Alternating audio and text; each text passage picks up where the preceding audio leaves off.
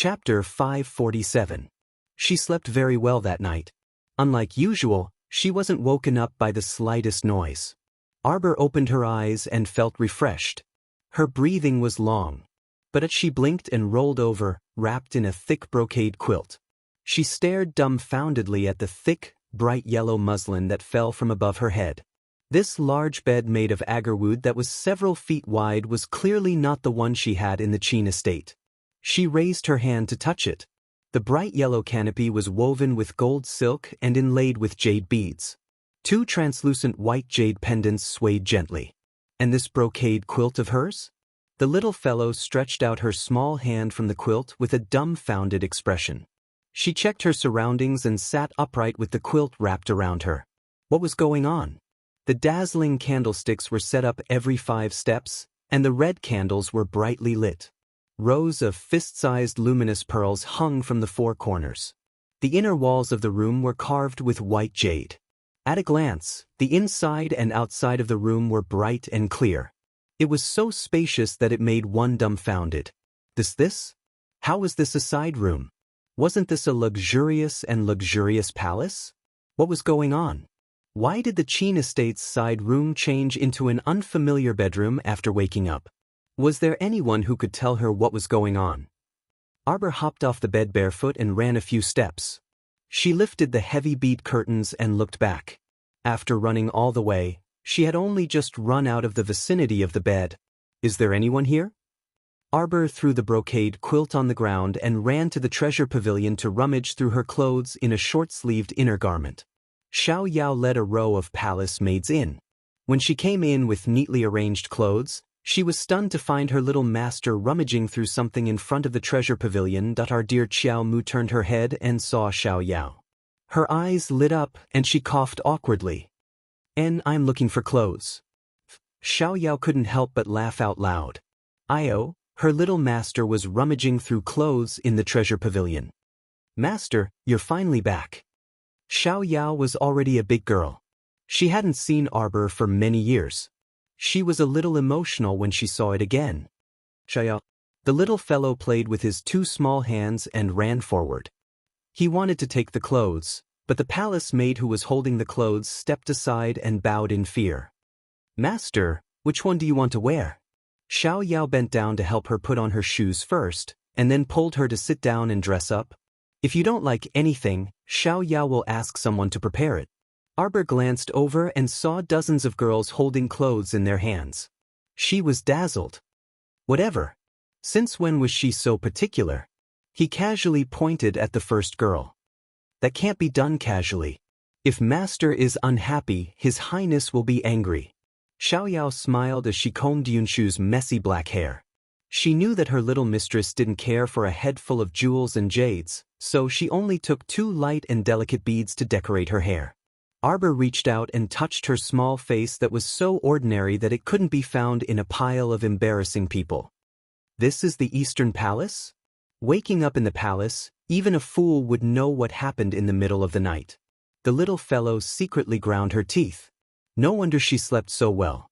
The crown prince must have drugged her again and secretly carried her back to the palace. Bastard! Where's that bastard? This baby wasn't happy. Xiao Yao put down the comb, and her small hand stiffened. She coughed lightly and said, His Highness has to meet with officials in the South Study at this time. He'll be back a little later. Humph. I also have things to do. Xiao Mu casually picked up a robe that a palace maid was holding and put it on. She was about to walk out of the bedroom. Unfortunately, before she could take 2 steps, she was pushed back by a strong force.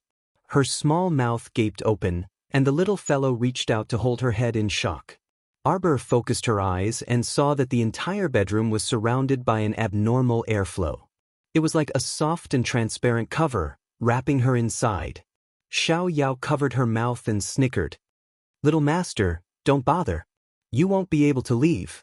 His Highness was worried that you would secretly run away again, so he temporarily placed a restriction on your body. Don't worry, it'll be fine as long as His Highness is back. Arbor. I'm worried. It's over. I'm going to sleep early today. I only slept for 4 hours yesterday. Life is hard.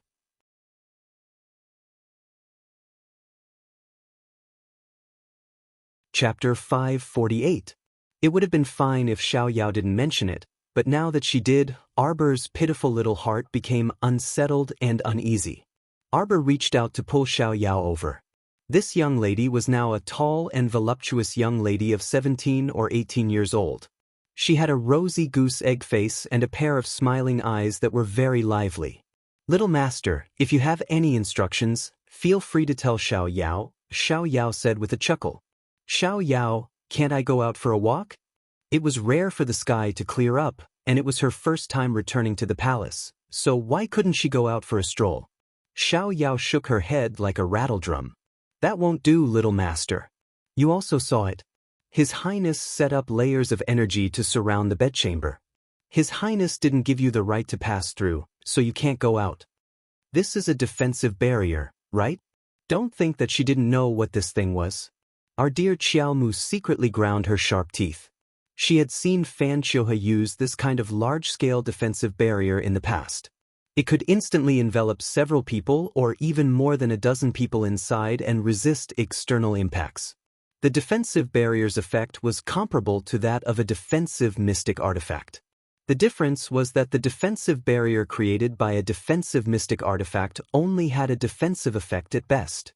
But a defensive barrier created by a person was different. Being inside someone else's defensive barrier meant that your every move and every frown and smile would be in the eyes of the person who set up the barrier. As long as he wanted to, he could constantly pay attention to your every move. Of course, a person's defensive barrier couldn't be maintained for a long time. Ordinary little mystic cultivators couldn't create a defensive barrier at all.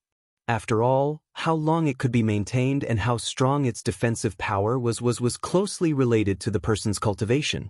If the mystic energy was exhausted, the defensive barrier would naturally disappear. However, the Crown Prince's actions left her speechless. He set up a defensive barrier for no reason, just to confine her from leaving. He didn't forget to set up a defensive barrier when he was discussing politics with someone in the southern study to constantly observe her movements. Didn't this consume his mystic energy? In addition, the defensive barrier that he had set up was extremely large. It had already enveloped an entire sleeping chamber. In that case, it would consume even more energy. Only he did not know. Where had his cultivation reached? This kind of behavior of casually opening a large-scale defensive barrier was so willful that it made one's hair stand on end. Xiao Yao awkwardly laughed twice. She also felt that His Highness was too nervous. Little Master was already in the Eastern Palace. Where else could he run to? Entering and exiting the palace required an identity token. If he didn't give her the token, how could the Little Master leave? There were tens of thousands of Imperial guards patrolling the inner palace. They were not just for show. The chances of the young master sneaking out of the palace were too small. If Arbor knew what Xiao Yao was thinking, he would definitely snort at her. If I use an invisibility talisman, they won't be able to see me even if I sneak up to them. Not everyone's cultivation is higher than this baby's. As long as she was careful and avoided those with top-notch cultivation, how could ordinary guards stop her? Just as the two were talking, Xiao 11Z walked in with a group of people carrying large chests. Arbor widened his eyes and stared straight at Xiao 11Z and company. Xiao 11Z and company hastily went forward to salute and said respectfully, "Miss, His Highness said that if Miss feels bored, you can read these medical books to relieve your boredom." Chapter 549. A quarter of an hour ago. The old physician in charge of the Imperial Physician Building was sprawled on top of an official box. Both his hands were tightly hugging the box that was under his body. Tears and snot were streaming down his face as he said, "No, no. You can't take these books away. You can't take a single book away. Imperial Physician Chao, I'm just borrowing them for a few days. I'll return them to you later." Xiao 11Z directed the people to move the boxes out. Many of these medical books are hand-copied and limited edition books. There's only one of them, so I won't lend them to you. I can't lend them to you. If they're damaged, who am I going to ask for them? Imperial Physician Chao held Xiao 11Z's leg tightly. "Return them to me, return them to me." Xiao 11Z's mouth twitched as he pulled his leg away, shouting, "Stop, stop. Imperial Physician Chao, where are your manners? This eunuch is under His Highness' orders to borrow your medical books to read for 2 days. I'll return them in a few days. You old fellow, stop making a fuss." Seeing the boxes being carried away before his eyes, Imperial Physician Chao's eyes rolled back, and he was about to faint after taking a deep breath. The nearby Imperial physicians quickly rushed over and patted the old physician's chest to soothe his breathing. "Old Imperial Physician Chao, old Imperial Physician Chao." Xiao 11Z hurriedly waved at the group of people, and they ran away with the boxes, leaving the Imperial Physician building in a sorry state. They left behind a group of hopping physicians who were shouting furiously. Imperial Physician Chao's tears streamed down. "Help me change my clothes, Wu. I'm going to lodge a complaint." At this moment, the little girl looked at the dozen or so boxes of books, then raised her head to look in a certain direction in the bedchamber and snorted. The Crown Prince must be secretly observing her. Otherwise, why could the palace maids and eunuchs enter and leave freely, but she couldn't? She stuck out a little finger and poked lightly. A ripple of energy appeared at the bedchamber's door, sucking her finger in and slowly flicking it away. Bad person. Inside the South Study Room, the group of officials quietly raised their heads and secretly glanced at His Highness. They discovered that the corners of His Highness's lips were slightly raised, and there was actually a hint of a smile in his eyes. This was something that was rarely seen in a few years. The official who had just reported a piece of bad news and was waiting for His Highness to scold him was dumbfounded. His Highness the Crown Prince didn't get angry. Instead, he calmly gave a few pointers and asked if there was anything else, then had them all withdraw. A few officials who were used to being scolded by His Highness, after coming out of the South Study, expressed that they were not used to it and were unable to accept it. "Lord Song, don't be at your wits' end." From the Crown Prince's words, "I believe that he will personally make a trip to Bailon. I heard that the first batch of seeds has already grown into vegetables. As long as we can grow something, even if it's slow, the bitter days will pass." Just now, the Minister of Revenue, Song Yuan, reported to His Highness that there had been no harvest in the Mo Kingdom capital recently, and the situation was very grim. There were also practically no clean non-mutated fish or prawns to be found in the nearby rivers. If this continued, the grain in the granary would run out in half a year. He originally thought that Her Highness would be annoyed and give him a scolding. However, Lord Song was not scolded. This was too surprising. Setting aside the barren lands in the west, compared to the many countries in the east and south, our northernmost grain reserves can already be considered very sufficient. An official sighed and said, if not for Her Highness' foresight, it wouldn't be too much to say that there would be starving people in the entire capital every day, and tens of thousands of corpses would be piled up. Everyone nodded repeatedly and walked out in discussion.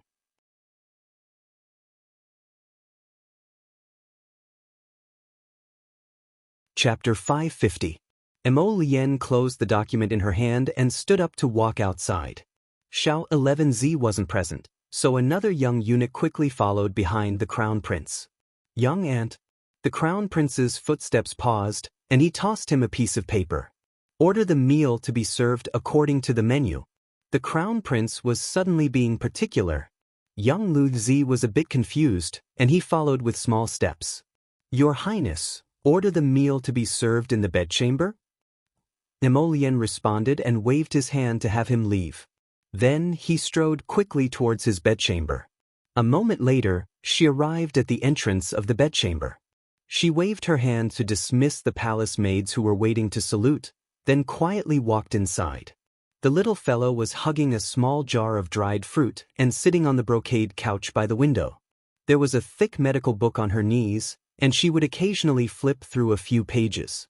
Xiao Yao, who was quietly standing to the side, raised her head to see him enter.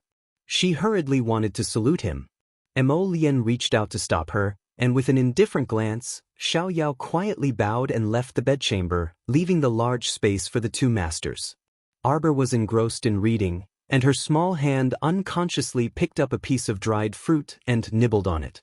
The vast amount of medical knowledge in her mind overlapped with that in the book. She discovered that many of the medicinal herbs in the book only had different names from the ones in her mind, but their usage were more or less the same.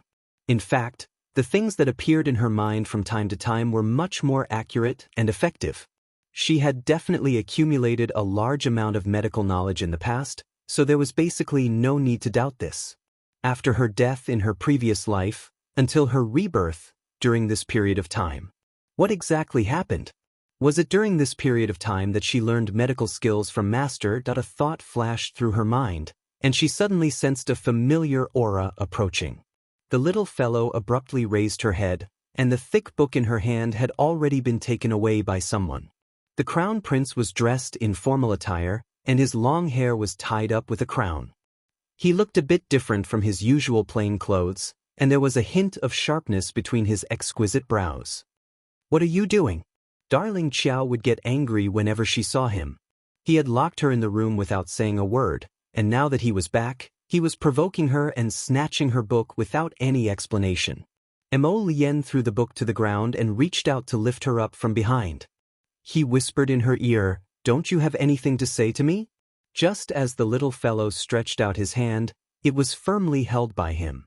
His entire body was wrapped up by his tyrannical aura, and he couldn't move at all. His little face immediately became a little angry. "In the past 2 years, did you miss me?" His head gently pressed against her slender neck, and he slowly nudged her. Xiao Mu's intuition told her that this fellow was angry, and her entire body stiffened. "Do you want to?" How could he not? When she thought about how his faint, smoke-like figure on the snowy peak had blocked the attack for her and disappeared with a bang, she felt extremely uncomfortable in her heart. She unconsciously bit her pink lips. "Forget it, I don't want to know." He whispered into her ear and tightened his arms around her waist, pulling her firmly into his embrace. "Oh, let's eat first. Are you hungry?" He suddenly hugged her and stood up, calling for someone to bring in the food as if there was no one else present. A dozen dishes for 2 people was already extremely extravagant in today's world. Although his expression was as gentle as jade, his actions were elegant, and he attentively picked up food for her to eat. But Arbor felt uncomfortable in his heart. Chapter 551. This person was clearly suppressing a bellyful of anger, but he didn't say anything. It was so annoying to look at. "Just say what you have to say." Arbor tossed her chopsticks and said angrily, "I'm not eating anymore." The 2 royal maids who were accompanying them abruptly glared. They had never seen anyone who dared to be so impudent in front of the crown prince. "Rest if you're not eating." Mo Lien stood up and silently tossed his chopsticks aside. He reached out to grab her small hand. The little stoic was instantly enraged. She wanted to fling his hand away but failed. Her eyes were brimming with anger. "You're ridiculous." Crown Prince Mo gazed at her silently. The more he was like this, the angrier the little stoic became. She turned around and ran out of the bedchamber. Mo Lien's figure flashed, and he instantly blocked her path. The little fellow ran without thinking and bumped into his arms. "Where are you going? You still want to return to the Qin estate? Are you that reluctant to part with that Omega Kotoku?" Mo Lien instantly flew into a rage. He hugged her and turned her small face to face him. Why did he mention Omega Kotoku for no reason? Arbor struggled with her small arms and legs, but how could she break free? She angrily punched him. "I'm telling you, the Qin estate has already been surrounded. The houses collapsed and so many officials' families were injured. A dangerous level 4 zombie also appeared in the estate. Right now, all of them are under observation. Not a single one can come out." The crown prince grabbed her small chin and stared straight into her black and bright eyes. He roared angrily, "We encountered an assassin in their Qin estate, and Mo Jiao's head was also smashed open. Attacking the royal family is unforgivable. We must confiscate their Qin family." "Fine, we'll confiscate it. Why are you yelling at me?" Our dear Xiao Mu was extremely angry and kicked him. His Highness was used to this signature kick, so he didn't mind it at all. However, the surrounding royal maids and eunuchs were all scared witless, and they lowered their heads and prostrated themselves on the ground. "You're not worried?" Mo Lien's expression eased slightly. "What do I have to worry about? You speak eccentrically all day long. If you're angry, just let it out. Don't hold it in." Arbor angrily kicked him a few times, leaving a row of small footprints on his robe. Mo Lien was instantly angered to the point of laughter. Carrying the little thing in her arms, she parted the curtains and walked into the inner room. She coldly said, "All of you leave? Shouldn't I be angry?" He threw her onto the soft brocade on the side of the bed and leaned in close, his breath completely enveloping her. "You didn't leave a single word behind and ran away for more than 2 years without saying a word. When we met again, you were already in the Qin estate. That damned Omega Kotoku. Was he even worthy of being her protector?" Arbor immediately withered. The little fellow knew that she was in the wrong, but she still couldn't help but say, "Then don't blame me." Mo Lien laughed angrily. "How am I weird? You're obviously so angry that you can't wait to beat me up, but you still look like you're bathing in the spring breeze. Isn't it uncomfortable to hold it in? Oh, so you're saying that even if I don't hit you, you'll still remember. All right then, let's fight." He suddenly reached out and pressed her down on his long legs. Darling Qiao was immediately stupefied. "What? This immoral ghost, is there anyone who cheats people like you?" Seeing his palm fall, Arbor was about to die from anger. Why was she so stupid? Wasn't she asking for a beating? However, in the next second, he flipped her over and hugged her, his warm fingers gently caressing her small face. How could he bear to hit his darling?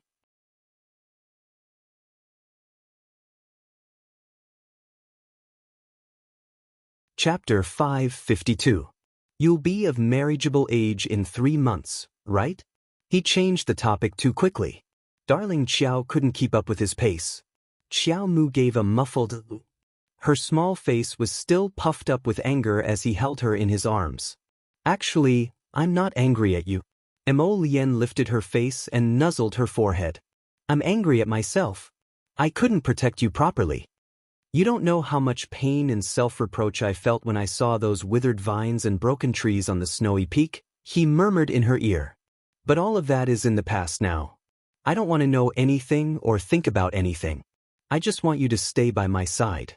From this moment on, don't leave me again." Arbor actually didn't want to argue with him, but for some reason, she felt a bit angry when she saw his gentle mask earlier. Now that the two of them had a heated argument, this little fella felt more at ease. When she heard him say that, her boundless guilt was aroused, and she timidly looked at him and said, Sorry." Speaking of which, she was willful in front of him and was used to acting coquettishly. She really couldn't bear the slightest bit of grievance from him. However, his lukewarm attitude just now made her feel aggrieved and gloomy. Arbor's eyes reddened, and she reflexively wrapped her arms around his neck.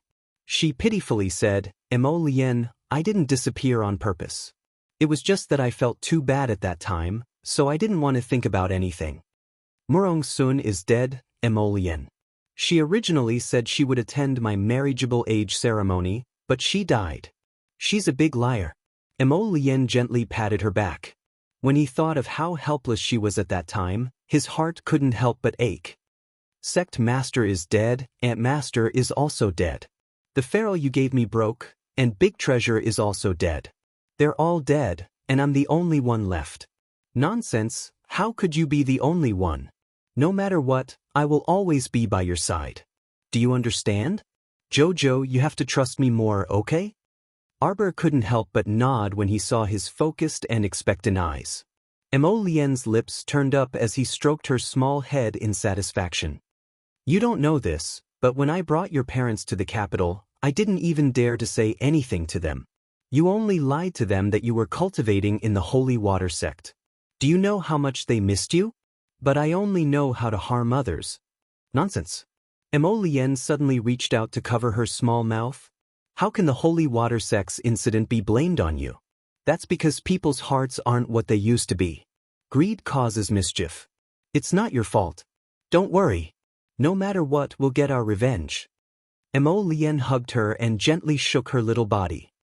Promise me, baby, don't let your imagination run wild, okay? I'll send you home tomorrow. Are you okay?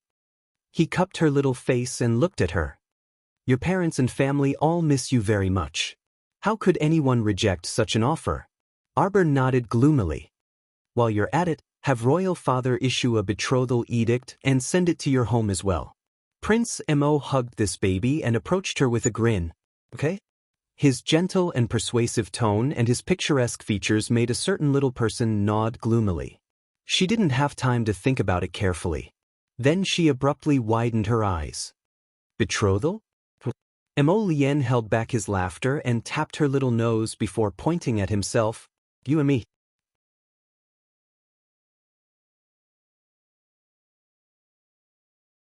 Chapter 553. The little stoic's expression abruptly became exuberant. Her small mouth gaped slightly, and she was momentarily stunned. You can't go back on your word. You nodded yourself just now, and you even nodded 3 times in a row. I counted. Mo Lien's eyes darkened slightly, and his lustrous fingers touched her soft lips. He really wanted to kiss her. A turbulent thought surfaced in his heart, but he forcefully suppressed it. Darling is still young, don't scare her first. It wouldn't be good if he scared her away again.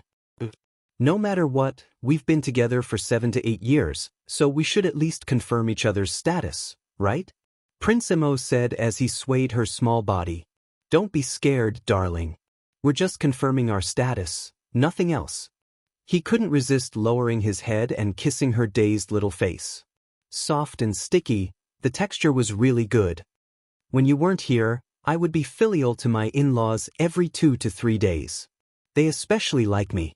Mo Lien suppressed her laughter and said seriously, don't worry, your in-laws definitely won't object to this. Stop.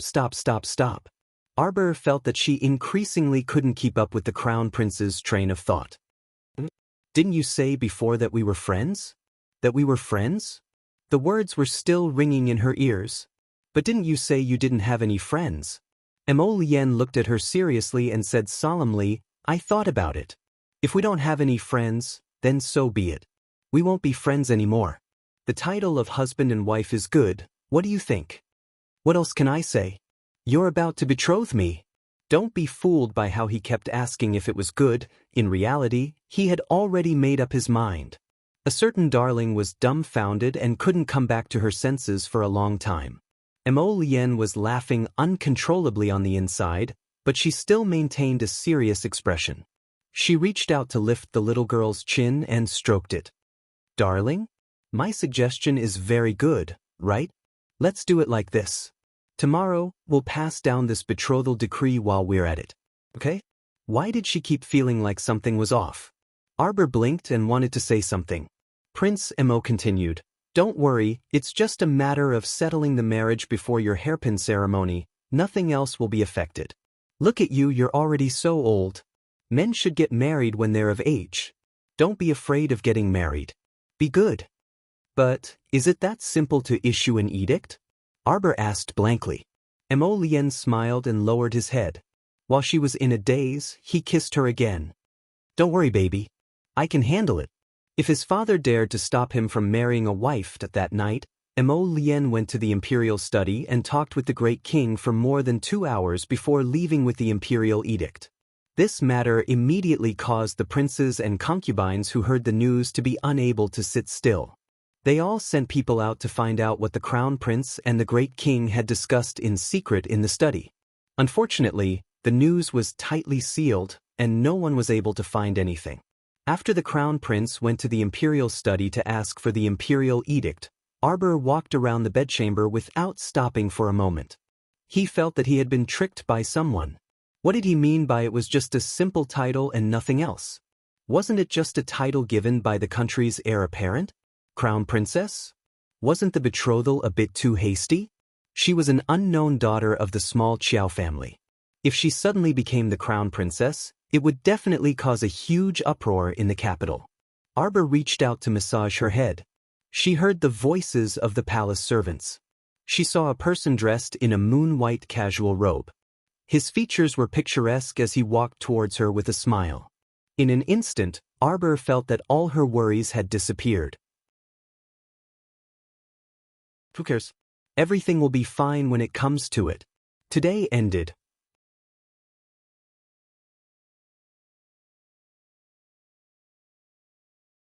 Chapter 554. Early the next morning, when the sky was still just beginning to brighten, a marriage decree was delivered to the Qiao estate, immediately stunning the entire family and even the entire capital. The Qiao family, from the elderly matriarch to the servants, all knelt in front of the main hall to receive the decree. When they heard the edict say, "The Qiao estate's eldest miss has a gentle, refined, and virtuous character, and is specifically designated as the crown prince's consort," some of the maids and servants who didn't know a certain child very well didn't express anything. They just had dumbfounded expressions. But the elderly matriarch couldn't help but twitch her mouth. Who said this? Who exactly was it? Could Xiao Mu, that little girl, be worthy of these 8 words? Gentle character and whatnot? Could you stop joking around? At the end of the imperial decree, it even mentioned Xiao Zhongbang and Wei Ziqin. The great king said that the husband and wife had rendered meritorious service in raising the crown princess and specially promoted Xiao Zhongbang to be the Marquis of Jiyuan. His wife, Madame Ne Wei, was conferred the title of a third-rank noble lady and bestowed a marquis estate, jewelry, gems, brocades, food, and so on. The husband and wife looked at each other in bewilderment, unable to make heads or tails of this. On the contrary, second Uncle Qiao immediately poked his eldest brother and gave him a look to quickly receive the decree. Old Xiao's eldest son and wife hurriedly kowtowed to express their gratitude and respectfully receive the imperial decree.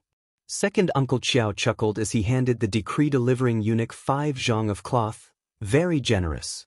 Nowadays, it was more appropriate to give cloth and food than gold, silver, and gems.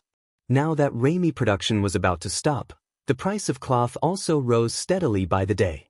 The Mo Kingdom capital was still considered good, and its inventory was still abundant. In some of the other fortifications, the commoners' clothes hadn't been changed for several years and could last another 2 years with some mending.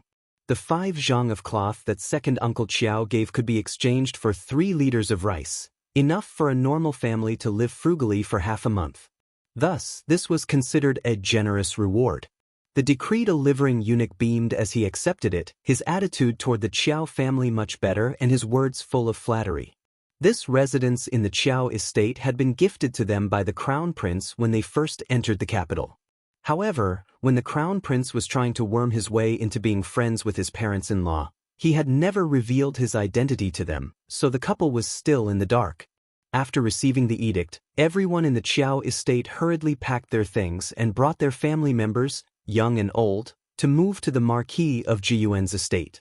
The Marquis of Jiyuan's estate was located on Minshun Avenue in the Mo Kingdom capital. Just its scale alone was extremely grand, with several courtyards inside. Just the gardens alone were divided into 5 or 6 sizes, with pavilions, terraces, and pavilions. The scenery was superb. Everyone naturally left the largest Nanju garden to the crown princess, while the others chose their own courtyards to stay in. The Qiao family had very few people. After the entire family moved in, more than half of the Marquis's estate would be empty.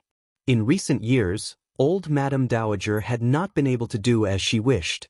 After moving into Longevity Court, she hurriedly went to rest. Only Wei Ziqin was left to take care of the household matters, such as arranging the servants and counting the gifts bestowed by the emperor. An hour later, the news of the crown princess's betrothal had already spread throughout the entire capital. When Queen Zhao heard that the great king had appointed her precious son to such a baffling family, how could she sit still? She immediately brought along her personal nanny and hurried to the great king's royal study. At this time, the entire Mo Kingdom capital had already exploded into a pot of kanji. From the princes, dukes, marquis, and ministers to the commoners picking up rubbish, everyone was talking about, "Did you hear? The great king decreed His Highness the Crown Prince's betrothal." Chapter 555. The crown princess had never seen her in person and had only heard of her name. She had never appeared in front of anyone, but she had already become a hot topic both inside and outside northernmost court. Talisman patrician family Mu Chanxian flew into a rage inside her room and smashed everything that could be smashed into smithereens. When Madame Mu entered and saw the mess on the floor, her brows twitched, and her heart ached immensely. The current situation wasn't good, so food had to be exchanged for things that were smashed. The family's stockpile of food wasn't enough for her daughter to squander like this. Thus, every item that was smashed was one less item. If this continued, this Miss Mu's boudoir would soon become empty. Alright, what's the use of throwing a tantrum? Madame Mu grumpily said, "You're just making a fool of yourself in front of the second and third branches by making a scene here. Who dares to make fun of me?" Mu Chanxian's long, shapely brows shot up, and her hatred was hard to conceal. "What Marquis of Juan's estate? I've never heard of it before. I don't know where this little bitch came from, but she stole a man's soul in an instant. She really is a shameless bitch. Yo, look at what eldest miss is saying. She is the crown princess that the great king has officially betrothed. It's fine if eldest miss says this at home. But if this gets out, there's no doubt that our Mu family isn't strict in our upbringing, teaching a young lady to speak filthy words. It's fine if eldest miss is shameless, but don't drag so many unmarried young ladies in the estate down with you." A middle-aged woman in a luxurious gown chuckled as she walked in, followed by a young girl of similar age to Mu Chanxian, who was covering her mouth as she chuckled. When Madame Mu saw this woman, she immediately flared up in anger and bellowed at the maidservants, "Are you all dead? Don't you know how to announce the arrival of the second branches, madam? Hey, eldest sister-in-law, don't randomly blame the servants. We did announce her arrival. It's just that the sound of eldest miss throwing a tantrum and smashing things was drowned out by the sound of the announcement. Don't say that we, the mother and daughter of the second branch, are rude." Madame Mu looked at her sister-in-law's sarcastic words and was so jealous that her stomach hurt. She waved her hand impatiently and said, all right, Madame Lu, who doesn't know that you came here today to laugh at our first branch? Now that you're done, you can leave. This madam won't be seeing you off." "Hey, look at what sister-in-law is saying. I'm not here to laugh at you." The second branch's Madame Lu, chuckled as she pulled her daughter, Mu Jilan, over. "I just wanted to tell sister-in-law. Tomorrow, Her Majesty the Queen will hold a banquet and invite the 3 dukes and 5 marquises." "Oh no, my mouth really doesn't know how to talk." Madame Lu giggled and lightly patted her own mouth. "It should be the 6 marquises' residences now. The 3 dukes and 6 marquises' young ladies from the various aristocratic families will all be attending the banquet. Our family's eldest young miss is naturally unwilling to pass on this responsibility, but we can't do anything about eldest young miss' bad mood. For fear of ruining the entire banquet, sister-in-law, I volunteered to mention it to the family head. The family head agreed to let our Jilan attend the banquet in eldest young miss's place tomorrow. I'm really sorry, eldest sister." Mu Jilan chuckled softly. All of a sudden, Mu Chanxian couldn't suppress the fury that shot out from the bottom of her heart. A bright yellow talisman flew over and directly smashed towards Mu Jilan. "Bitch, you're all bitches." Mu Jilan's eyes narrowed slightly. She wasn't someone to be trifled with either. With a flick of her finger, a talisman also flew out. The 2 talismans collided in midair and split apart.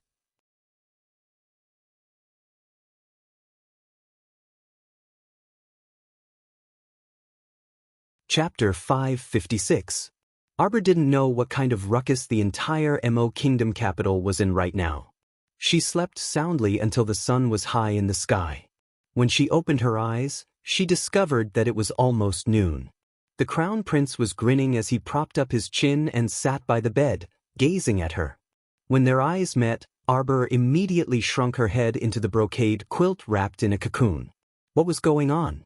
That guy's slightly raised phoenix eyes looked very alluring. Once she accidentally touched them, she felt like her heart skipped a beat. It was very baffling. She shrunk into the quilt and calmly reached out to check her pulse. It was quite normal. Her body was very healthy. Suddenly, the quilt was lifted into the air. The little fellow who was wrapped in the quilt hastily poked her head out. "What are you doing? Get up, change clothes, and eat something. We still have to rush back to your maternal home. If we don't leave now, we won't even make it for lunch. In any case, we have to go back and have a reunion dinner." "Reunion dinner again?" The little fellow unhappily pursed her lips. "Don't you have to go to the southern study to handle matters today?" "It's done." The Crown Prince beamed as he took out a clean and moist handkerchief to wipe the little fellow's face. "How efficient am I? If we finish things early, we can stay at your maternal home for a whole day today."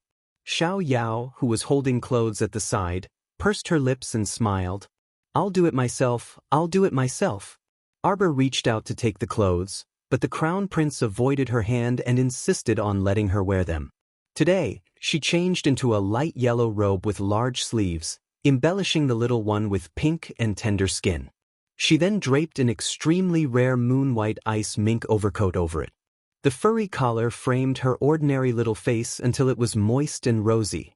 After Xiao Yao finished braiding her hair and pasting on the beaded flowers, the little fellow sat in front of the dressing mirror and took out some medicinal powder to rub on her face.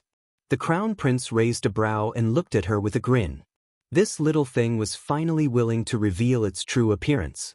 As our dear Xiao Mu fiddled with her small face, she was still unconvinced. "Let me ask you, how did you, Duan Yu, and Sidui recognize me at a glance?" Mo Lien said with a smile. "Duan Yu and Si, those two fellows, definitely got it right by chance. Of course it's because of you," Prince said as he walked behind her. "Jojo's every frown and smile is engraved in the depths of my heart. Even if I'm blindfolded, I can still see." Mo Lien was stunned. She paused for a moment before saying, "I recognized you." The little fellow turned her head to look at him. That little face without any makeup overlapped with the one in his memory. No, she was even more beautiful than he had imagined her to be when she grew up. Xiao Yao also widened her eyes and said excitedly, "Little miss, you've become prettier." "That's right, that's why I said, how could such a beautiful and adorable young lady be so ordinary when she grew up? I didn't dare to say anything these past 2 days." She was afraid of touching on Mrs. Sore Spot. She originally thought that a good-looking young lady would become ordinary when she grew up. Arbor looked at her speechlessly. The Crown Prince couldn't help but laugh, and he reached out to lead the little girl to his side. "Let's go, we'll take a carriage over. All right, you might not know yet. Your father has been conferred the title of Marquis of Jiun. The entire Qiao family has moved to the Marquis of Jiyuan's estate on Minshun Avenue, right next to Minister Song's residence."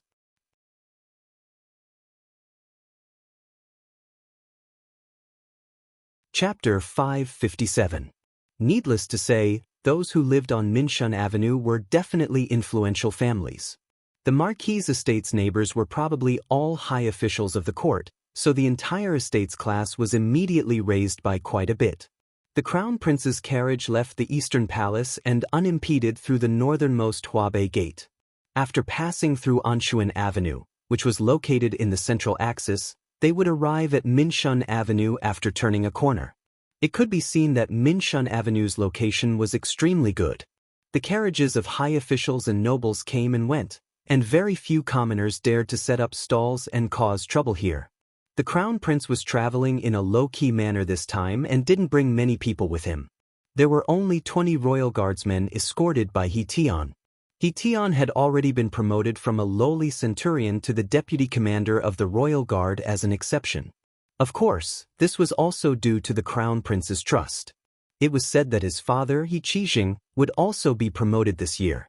As long as nothing strange happened, the position of Minister of Works was basically within his grasp. Just as Arbor was nervously following a certain Crown Prince back to the Marquis of Jiyuan's estate, a shabby donkey cart appeared at the Mo Kingdom capital's western city gate. It pulled 6 or 7 weary-looking people to the very end of the line to enter the city. A family of 3 followed behind the donkey cart. Their clothes were ragged, and they were so emaciated that they almost didn't look human. Because a level 4 zombie had appeared in the Qin estate, the Mo Kingdom capital was currently under martial law, and the northern and southern city gates were closed. Only the eastern and western city gates allowed entry and exit. But according to the rules, commoners and some peddlers could only go through the western city gate. Thus, the line to enter the city was very long as it was nearing noon. In consideration of the commoners, there was no need to pay any fees to enter and exit the Mo Kingdom capital. However, the situation these 2 days was very special, so the speed of inspection and clearance was extremely slow. The Mo Kingdom capital was Northern Mo's largest city, so the quality of the city guards was extremely high. Nothing unpleasant happened, and although the line was long, it was very orderly. The people on the donkey cart kept craning their necks to look at the entrance of the city gate, their eyes filled with longing. They all had disheveled hair and dirty faces, not much better than the ragged family of 3 behind them. Auntie Nyo, is what you said true? If I come to the Mo Kingdom capital, will I be able to find Granny and the rest? The young woman who spoke had a tanned face from being exposed to the sun and wind. Her figure was very thin, and she was holding the hand of a 12-year-old son who was also thin and small. His cheeks were so thin that they were sunken in. Hey, you don't believe me? I'm telling you, Su Jiao, your mother-in-law and the eldest branch's family are living very well. In the past, they were doing very well in Shijio City. 2 years ago, they moved out of Shijio City without a word. I spent a lot of time and effort before finding out that they came to the Mo Kingdom capital. The old woman who spoke had an envious look in her eyes. She had a protruding chin, revealing her thick black teeth when she opened her mouth. Su Jiao was precisely the daughter-in-law of Old Xiao's third branch. Ever since the day of the zombie outbreak, Old Xiao's third branch's family of 3 had been completely unlucky. Back then, they didn't manage to hitch a ride on the eldest branch's cart and were left behind in the village. As they fled, they almost lost their lives.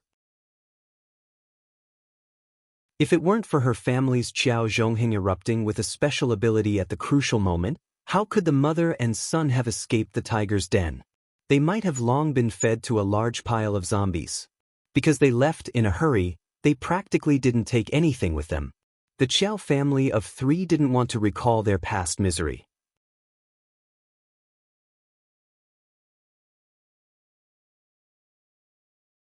Chapter 558.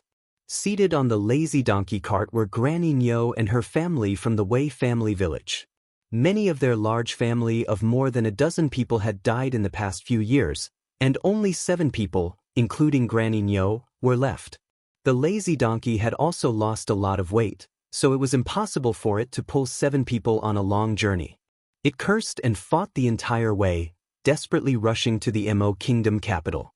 Speaking of the Qiao family, Granny Nyo had a belly full of anger. Back in Shijio City, Granny Nyo's family insisted that Qiao Wenwan killed their 3rd son and frequently came to collect debts. In the beginning, the Qiao family would still give them some food and cloth. But after a long time, even Qiao Zhongbang, who had the best temper in the Qiao family, became annoyed with them and instructed the city lord to guard strictly. As long as their family appeared, they would be immediately chased far away. Later on, they simply couldn't approach the Qiao family in Pear Blossom Alley. Suffering from hunger and cold every day, several people in their family starved to death. Your old Qiao's eldest branch couple simply aren't humans. Granny Nyo angrily said, I'm telling you, Su Jiao, you still have to find elderly lady for this matter. As long as elderly lady agrees, we might be able to stay. It's no use finding the eldest branch couple. Those 2 have hearts as hard as iron. Back then, my family's youngest grandson was so sick that he was about to die, but they weren't willing to give him a mouthful of hot soup. That's right, that's right. Granny Nyo's eldest daughter-in-law, Madame Nei Bo, tugged Su Jiao's hand and earnestly advised, look at our 4th branch's family of 3, they all starved to death. It's clear how harsh and ungrateful your old Qiao's eldest branch is. They simply didn't tell us when they moved away from Shijio City back then. Ba tell us? They deliberately avoided us and directly moved away from Shijio City. Granny Nyo spat and turned her head to the side in an eccentric manner. I'm telling you, Su Jiao, your old Qiao's eldest branch is living well. They definitely have better prospects, so they moved to the Mo Kingdom capital. Otherwise, why do you think they moved here? Isn't that logical? Auntie's words are very reasonable, Su Jiao said with a dark face. Sister-in-law, look at how hungry your Xiaolong is. They're both old Xiao's grandsons. Why should I?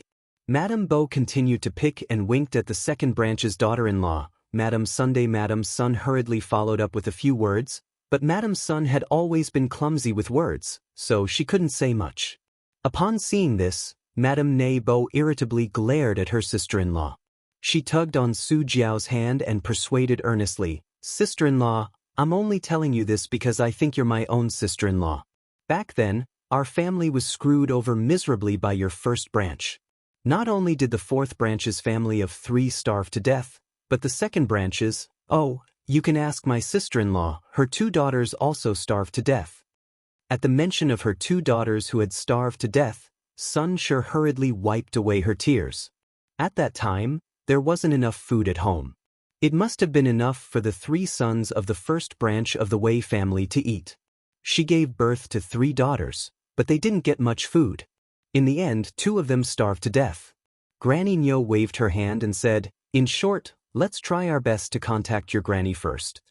The Mo Kingdom capital is so big, who knows where to find them? Su Jiao was so angry that her stomach hurt. When she recalled how her family of 3 had suffered for so many years, yet the first branch's people actually ate and drank well, she felt indignant. Humph, I don't believe that we can't find your old Xiao family with so many of us.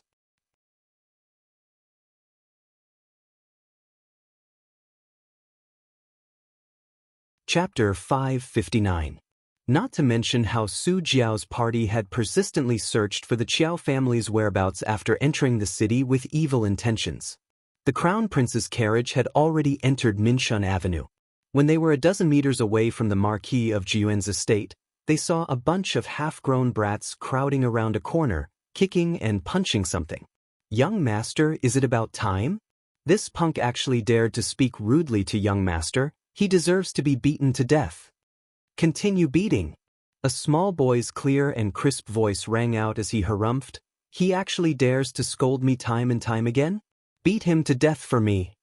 Hee, Shaoxin, I heard that this guy seems to be the youngest son of Taichung Temple's deputy minister. If we beat him to death, will something happen? What can happen? I have big brother here. The small boy raised his head and harumphed with his hands on his hips. Let's see if he still dares to oppose me in the academy in the future. I'll beat whoever I want to beat. Beat him. Use more strength, did you not eat? That's right. We could beat him without fail in the past, let alone now. Now, your dad has been conferred the title of Marquis of Jun by the great king. You're the only son of a marquis, who dares to provoke you? Gao Feng, what are you wasting your breath for? Hurry and use more strength. I'm telling you, if you can't cripple him today, don't even think about having an easy time. Young master, can we do it if he's crippled? Why can't we do it? My big brother will take care of everything. Beat him as much as you want. Beat him ruthlessly. The small boy directed his lackeys to beat and kick the boy who had curled up into a ball in the circle. All right, young master, rest and watch this one exert his strength. Arbor was still in the carriage when he clenched his small fists tightly. The crown prince coughed and was just about to say something when he was abruptly glared at by the little one's clear and cold eyes. His heart instantly thumped, and he inwardly cursed. The big brother he's talking about is you. Arbor's lips curled slightly as he asked coldly, Jojo, listen to me. Prince cursed his brother-in-law in his heart. As Shaoxin is still young. Let's teach him slowly. Arbor didn't want to pay any more attention to him. He lifted the curtain with a swish, and before the carriage came to a stop, he jumped down, frightening the coachman. What are you doing? Why aren't you stopping yet? Qiao Mu shouted angrily. The 7 or 8 youths who were beating up the other youths simultaneously stopped and turned around to look. When they saw the young lady in front of them looking at them with her cold eyes, they couldn't help but shiver slightly. Intimidated by her terrifying aura, they all huddled together. Arbor's gaze fell on a 7 or 8-year-old boy in the front row. Draped in a thick deer fur cloak and wearing a brocade robe embroidered with golden thread, the little boy had red lips, white teeth, and bright eyes. His little face was red from the cold wind, And he was very cute. Looking at the lively little person in front of him, Arbor's cold eyes loosened a bit. "You who are you? Why are you poking your nose into my business?" The little boy looked at Arbor with an inexplicable fear in his heart.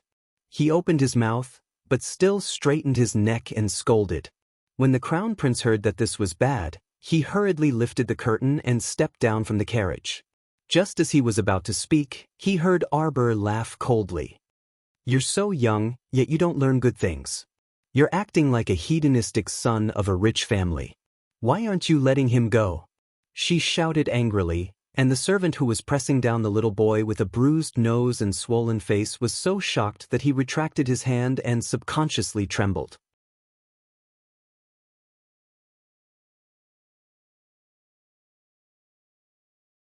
Chapter 560. The little boy was also enraged. He stepped forward and kicked that boy with a bruised nose and a swollen face. Placing both hands on his waist, he roared fearlessly, "Who is he to you? If you want to stand up for him, you have to figure out who I am first. I'm telling you. In this Mo Kingdom capital, no one dares to provoke me, little tyrant Xiao Sen." The Crown Prince sweated profusely from the side. "Fuck, you already proclaimed yourself as little tyrant, so what else could the Crown Prince say?" The Crown Prince wished for nothing more than to go up and cover that child's mouth. He face-bombed and called out, "Jojo?" He was thinking about how to put in a few good words for his little brother-in-law to smooth over this matter. This child really hit the jackpot today.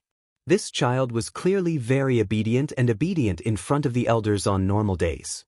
Why was he so unlucky today that Arbor turned back in anger and glared fiercely at the Crown Prince? The fury in his heart rushed up from the darkest corner at once.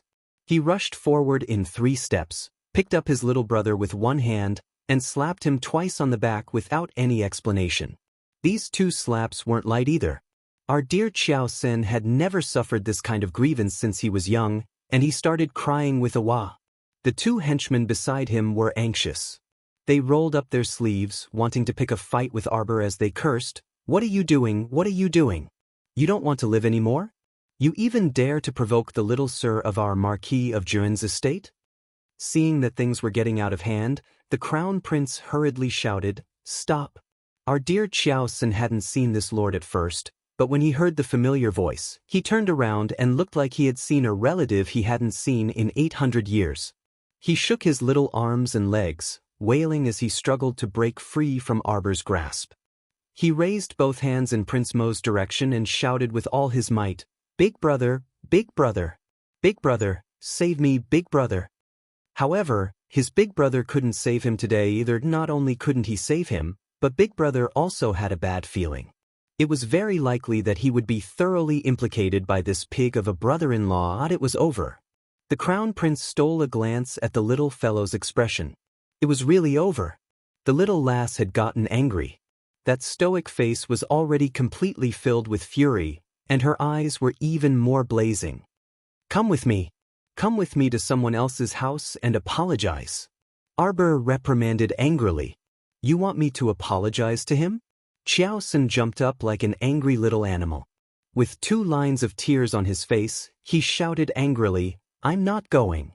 I'm the young master of the Marquis estate. Who does he think he is?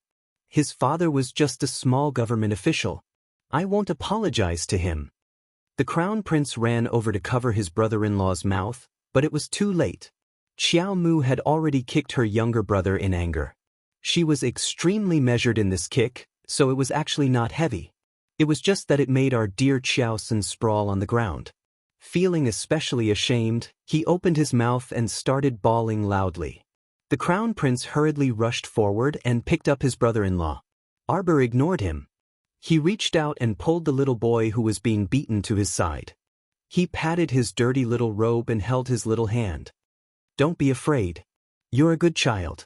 Big sister will definitely make that bad child apologize to you." That little boy was also a tough nut to crack.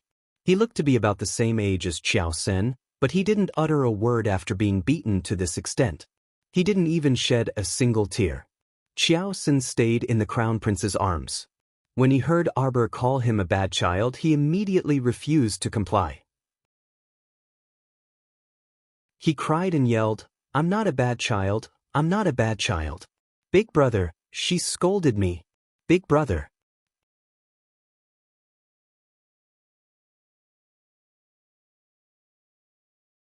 Chapter 561.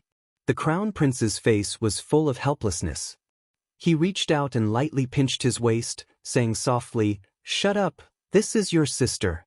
Your big sister is back." Little Xiao Sen's stupefied face was still hanging with 2 lines of tears. His expression was especially comical.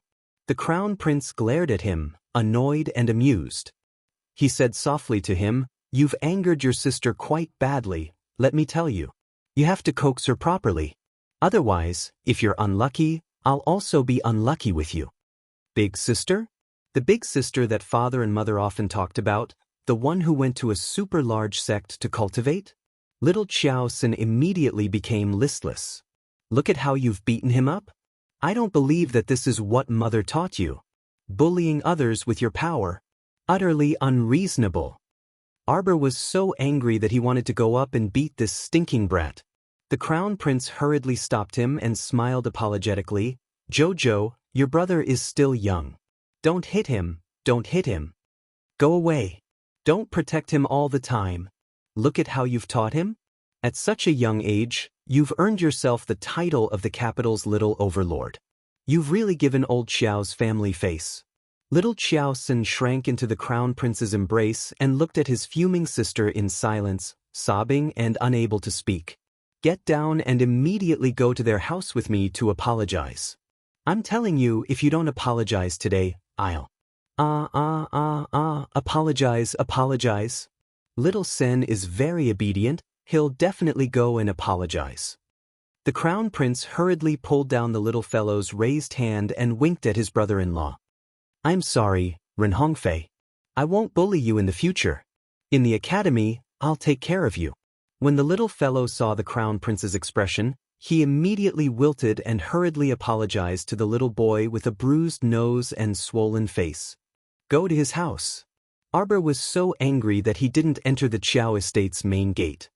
He directly pulled the 2 children into the carriage and turned his head to the side with a sullen face, not saying a word.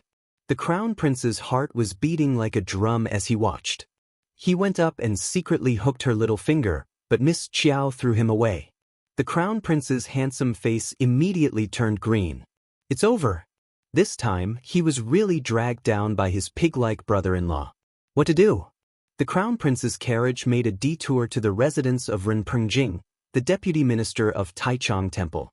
Ren Pengjing was practicing calligraphy in his study when he heard that His Highness the Crown Prince had come. He immediately called his wife and 2 sons to change clothes and go out to welcome the Crown Prince's carriage. His mind was in a daze. "This official greets your highness. I did not know your highness is coming. Wei Chen did not go out to meet you." Ren Pengjing, together with his wife and son, hastily opened the front door and went out to greet Wei Chen. Compared to the empty Minshun Avenue, the path in front of the Taichung Temple's deputy minister's house appeared to be extremely lively. When the commoners heard that the Crown Prince's carriage had arrived at Sir Ren's residence, they hurriedly knelt down to pay their respects. "Welcome, your highness." Madame Ren was a typical sweet-tempered woman. Although she was anxious when she saw her youngest son being led over with a bloody nose and a swollen face, she didn't criticize him. Instead, she gently brought her eldest son and second son to greet him. The Crown Prince was a little embarrassed. He reached out and shook Arbor's little hand. "This is the Crown Princess." Our dear Crown Princess was in a fit of anger. She couldn't be bothered to pay attention to him and slapped his hand away. Ren Pengjing and Madame Ren were astonished for a moment. When they saw the young lady in front of them clearly, they couldn't help but sigh inwardly and hurriedly went up to greet her. "Greetings, Crown Princess."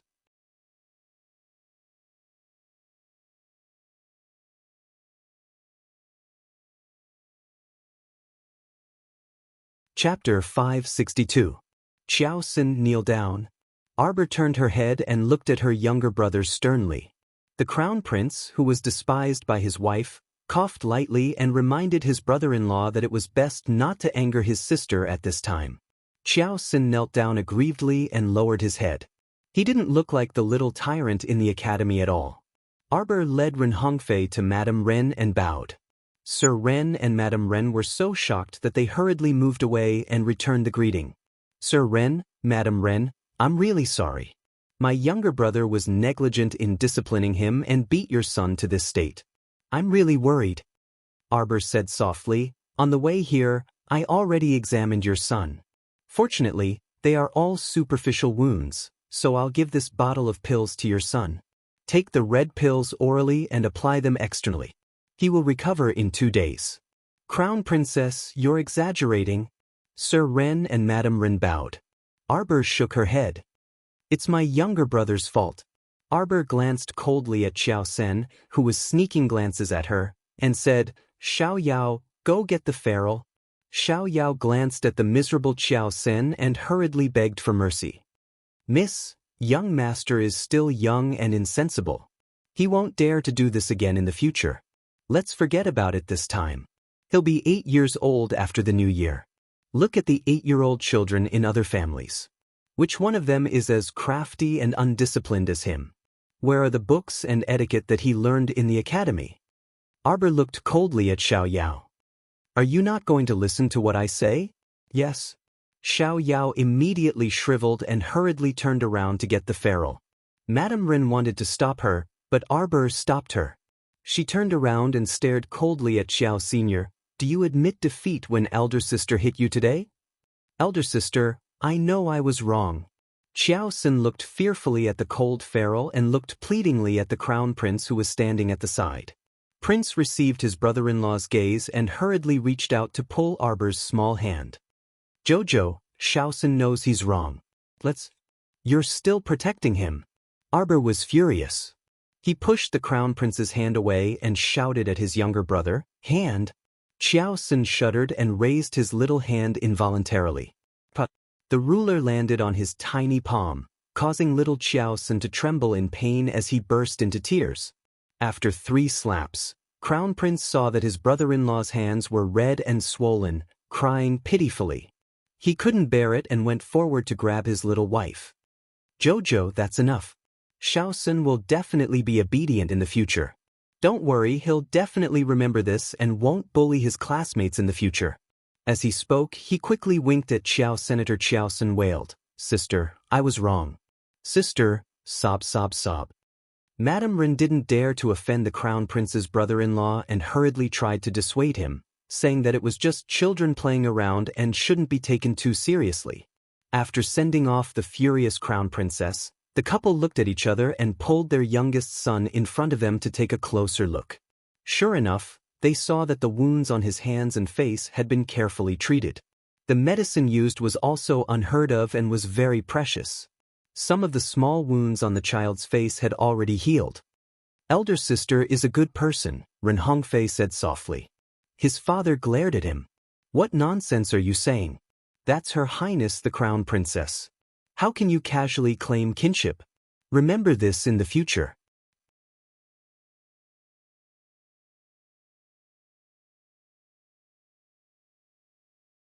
Chapter 563.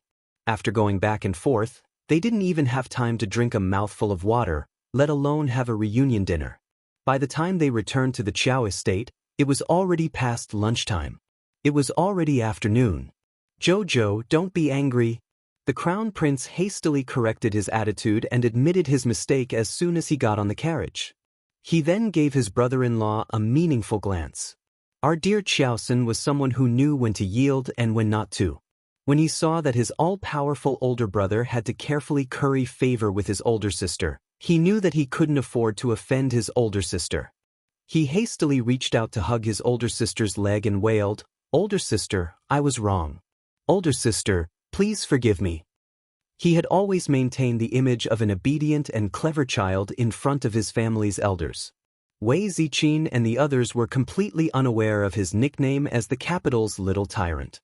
When this little fellow first arrived in the capital, he wasn't that daring. It was mainly after experiencing a few incidents that he realized his older brother was especially capable and powerful, so he started to become increasingly fearless. As long as he suffered any grievances, he just had to cry in front of his older brother, and the matter would immediately be resolved. At first, there were still people who dared to bully him in the academy, but later on, not only did they make a detour when they saw him, but they were also especially fawning over him. When they saw him, they would call him Little Young Master Qiao and were extremely respectful. He would go to his older brother for anything he wanted. If he got into any trouble, he would also go to his older brother. His older brother would run over to his house every 2 to 3 days, and he would bring a lot of gifts every time he came back. He basically allowed the little fellow to take whatever he wanted. In addition, he was the only male grandchild in the entire old Qiao family, so old Madam doted on him a lot. Sometimes, when Wei Ziqin wanted to scold him, old Madam would protect him. This child's one sentence had the effect of hundreds of people responding to his call. Qiao Xin was young and lived an arrogant and luxurious life. How could his little tail not fly to the sky? Now, he finally knew how terrifying his older sister was. If he offended his older sister, even his older brother couldn't protect him. Thus, this older sister was very powerful. He was young, but he knew how to read people's expressions. When he saw that his older sister's expression had softened, he cried even harder and begged for mercy. Arbor didn't want to beat him up. She just recalled her previous life. She had a good younger brother who was raised crooked by Wen Ruan and became a hedonistic debauchee. He would fight with others in the brothel all day long and was beaten to death at the age of 16. Thinking of this, she turned her little head away and looked out the window with reddened eyes, not saying a word. The crown prince's heart skipped a beat. He hurriedly reached out and hugged the little one. His heart was filled with regret and sadness. "I'm sorry, Jojo. I swear, I won't spoil him anymore. It's all my fault. It's all my fault. It's all because I've always been obedient to him. That's why he's acting so lawlessly. Don't be angry with yourself. Just hit me." The crown prince took her small hand and patted his chest. "Hit me hard." Xiao Mu turned her head to glare at him. This really was a peerlessly good brother. Little did she know that the crown prince was also tricked by his brother-in-law. His brother-in-law was usually well-mannered and well-behaved in front of him. He didn't live in the Qiao estate and would usually come and go in a hurry. He would visit his parents-in-law and leave a gift before leaving. He was only a 7 or 8-year-old child.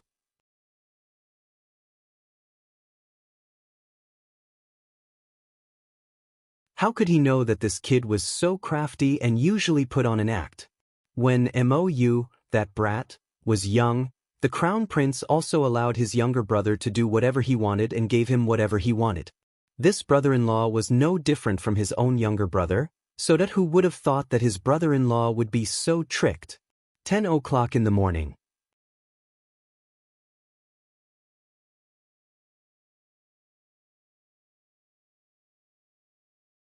Chapter 564. The carriage turned back to Minshan Avenue and slowly moved along the bluestone paved street.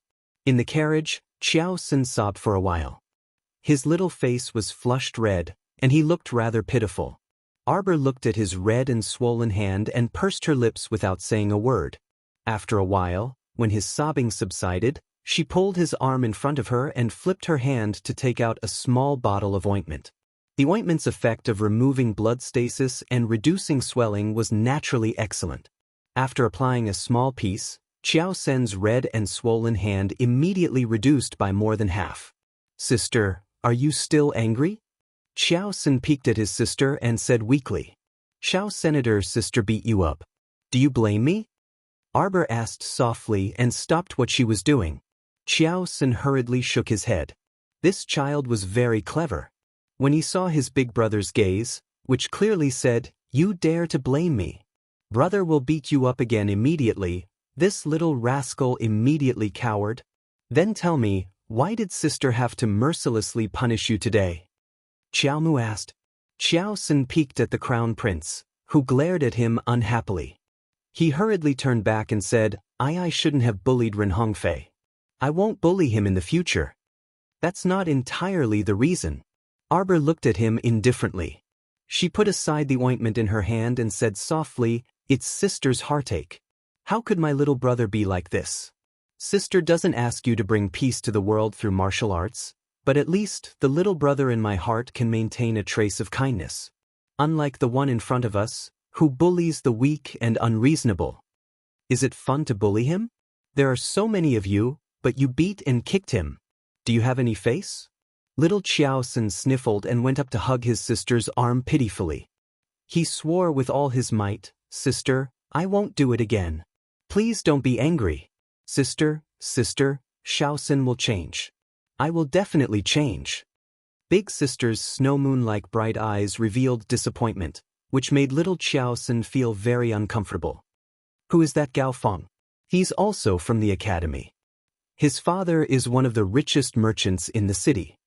Arbor didn't immediately ask her brother to cut ties with Gao Feng, even though she knew that Gao Feng was one of Xiaosun's friends in her previous life. However, considering that the child might have a negative reaction, she temporarily suppressed it and did not say anything. The reason why Xiaosun was like this was inseparable from his family's upbringing. Fortunately, he was still young and could be taught. Therefore, Arbor did not continue to scold him. Instead, he looked out of the window thoughtfully. She did not believe that her parents would teach Xiaosun to be such a bully. There must be a reason behind it. At this moment, the carriage had already arrived at the main entrance of the Marquis of Jiyuan's estate. Wei Ziqin was anxiously waiting at the door. She had just heard that when Jojo came back, he happened to see Xiaosun fighting with someone. This child did not enter the house and directly took Xiaosun to the other party's house to apologize. She didn't know what had happened and was feeling anxious. When she saw the carriage stop in front of the door, her eyes lit up. Wei Ziqin took a few steps down the stairs with excitement in her heart. She saw the curtain lift and a 14 to 15-year-old girl draped in ice sable fur came out of the carriage. Her otherworldly face, which was made of ice and snow, crashed into Wei Ziqin's eyes, causing her to be dazed for a moment. It was as if she saw that Madame Wei's heart was filled with comfort. Her eyes instantly became blurry with tears. The scroll was finished.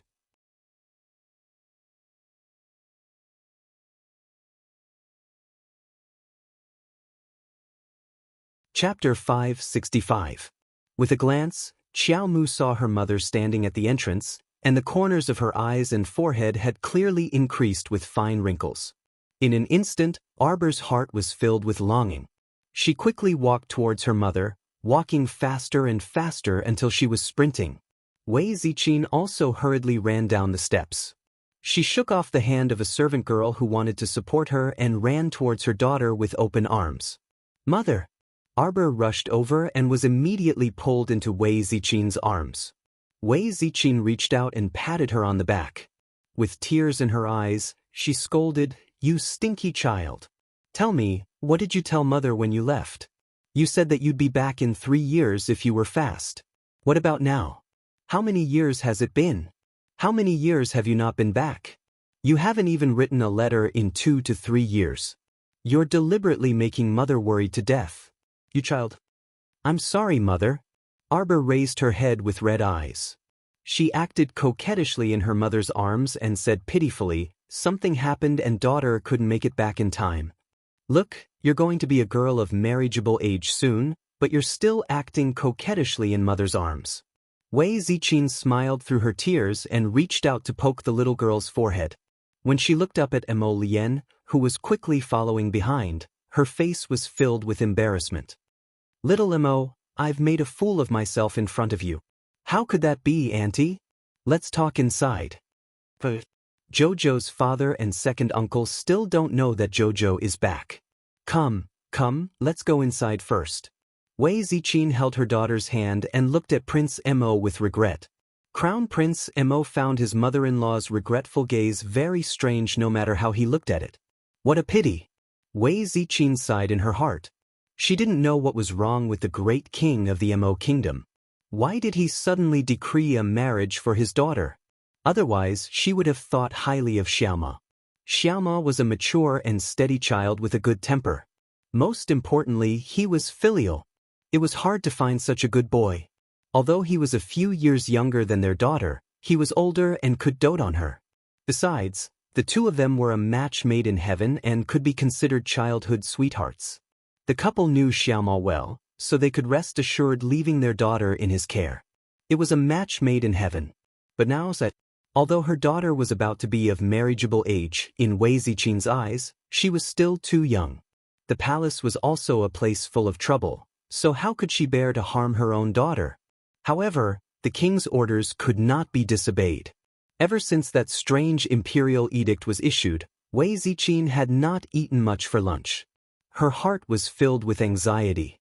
Arbor snuck a glance at the crown prince, then turned and waved at Xiao Xin, who was alighting from the carriage. Xiao Xin skipped forward in small steps, his head shrinking back slightly. When Wei Zichin saw this naughty and mischievous youngest son, her face turned stern. Xiao Xin, what were you doing at the door just now? Why did you anger your eldest sister the moment she returned? Xiao Xin immediately hugged his mother's thigh. Mother, elder sister has already forgiven Xiao Senior. Little young master, what happened to your hand? A servant girl with a delicate face and a tall figure quickly walked out from Wei Zichin's side. She bent down and picked up Xiao Sen's small hand, softly saying a sentence. Wei Zichin's gaze landed on her youngest son's hand. Although most of the swelling on Xiao Sen's hand had disappeared, it was still a little red. It just didn't look as frightening as before.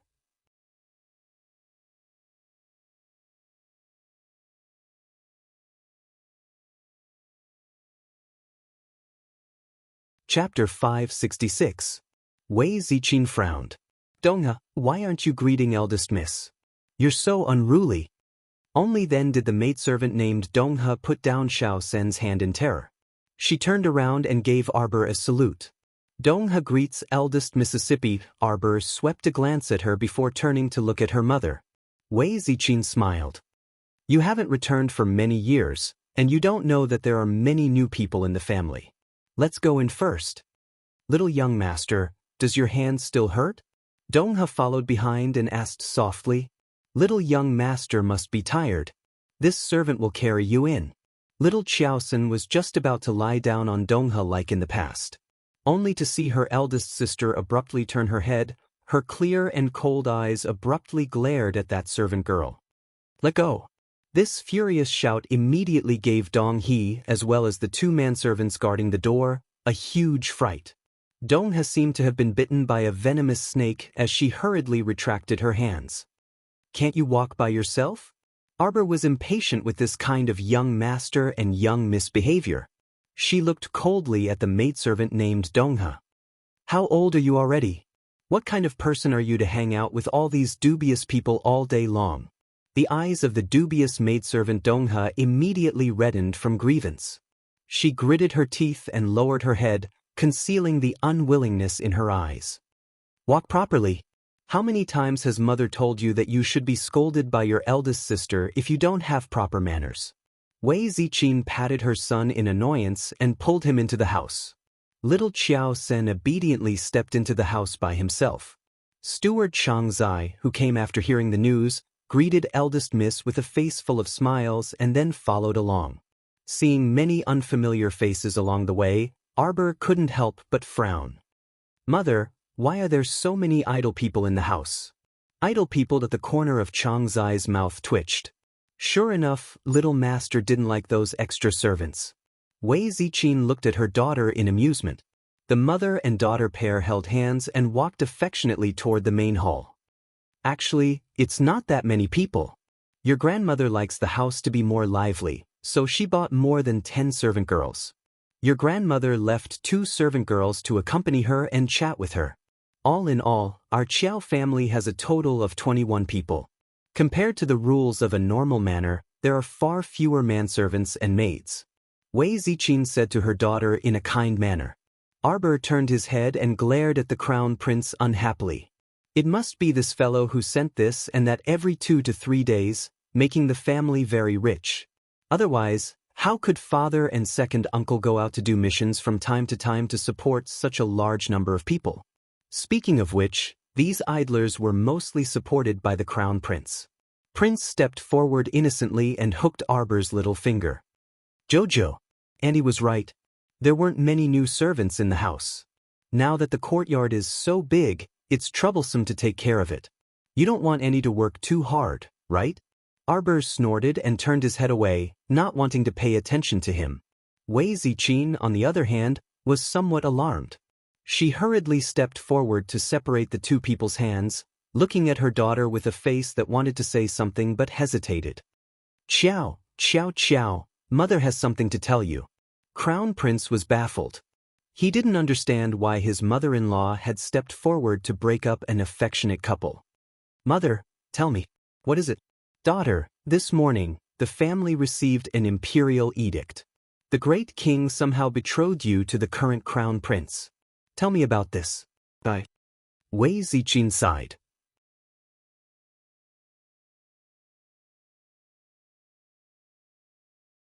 Chapter 567. Wiping away her tears, Wei Ziqin looked at the crown prince with regret. She couldn't bear to part ways with the child she thought highly of, so she said, Little Mo, Auntie knows that you like our family's Qiao Qiao. But this matter? Sigh, His Majesty had randomly arranged a matchmaker and had even arranged a marriage for no reason. Men and women are different, so don't get too close to our Jojo in the future. Arbor's mouth twitched. The crown prince was dumbfounded and hurriedly said, No, Andy, that's... I know. Wei Ziqin interrupted him and sighed. She took Emolien's hand and patted it familiarly. Acting like an elder, she said earnestly, As subjects, it's not appropriate for us to say anything about the great king. But there aren't any outsiders here, so I'll tell you in private. This great king is too reckless. What do you think our Jojo has to do with the crown prince? Our Qiao family has always been a small family, so I can't figure it out. Where did the great king's decree come from? The crown prince. The crown prince cast a pleading look at Jojo. You should tell your mother. Xiao Mu didn't say anything and even tugged at her lips as she rolled her eyes at him that said, Do as you see fit. She then walked forward while holding her mother's arm. Mom, don't worry about that crown prince. Let's go see Dad and second uncle first. This child, it's fine if you talk about it at home, but don't do this when you're outside. That's the crown prince, you can't disrespect him. Wei Ziqin reminded her daughter. The crown prince felt an inexplicable sense of danger. Would his mother-in-law fly into a rage when she found out the truth and chase him out in a fit of anger? What's going on? Why am I so unlucky today? What's happening today? The group entered the main hall. His father, Qiao Zhongbang, and second uncle, Qiao Zhongxing, who had heard the news, quickly strode in. Jojo, you're finally willing to come back from the sect. Qiao Zhongxing laughed heartily as he strode towards his niece. Daughter. Qiao Zhongbang also hurriedly ran over with a joyful expression. Father, second uncle. Arbor glanced at the two of them and saw that their cultivation bases had both risen slightly. Second uncle was now a level 4 peak body cultivator, while father's cultivation had reached the phenomenal success of level 7 mystic cultivation. Compared to the geniuses of the large sects, the growth of their cultivation was very slow. As time passed, it would be more difficult for them to grow. If he could find the time to refine some shen-breaking pills and body-tempering pills, they could help the two of them break through 1 or 2 levels. Daughter, it's good that you're back. Look, you've lost a lot of weight. Your mother has been nagging me about you every day. When you come back, stay at home and let your mother nourish you well. When the crown prince heard this, he immediately had the urge to grab his wife and run away. If she had known earlier, she wouldn't have sent the little fellow back so quickly. Now that he had entered the house, he couldn't go back. Older sister. Everyone was chatting when a shout came from the door. Arbor turned around and saw Xiao Linyer's rosy little face full of smiles. Her pair of eyes were wrinkled and sparkling as she dashed through the door and threw herself at her. Arbor hurriedly reached out to catch her, her heart instantly filled to the brim. Her younger sister was no longer as pitiful and submissive as she was in her previous life. This little face in high spirits was really beautiful. Older sister, you're finally back. Xiao Lin was nearly 11 years old and no longer looked as chubby as when she was young. Now, she was a slender little girl.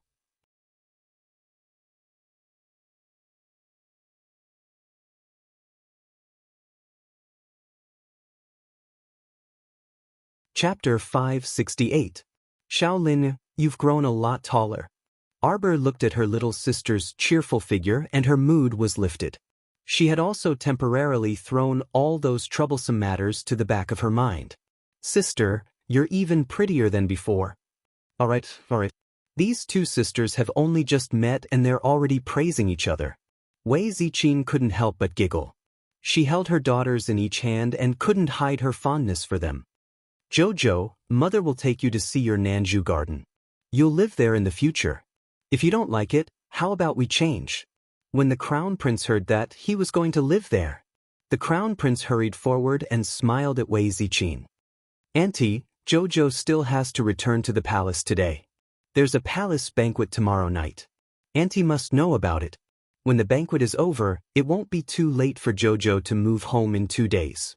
The crown prince's words meant that he still had to wait for the banquet to be over before he could return home in 2 days. To put it bluntly, the queen's palace banquet had nothing to do with whether or not Arbor moved home.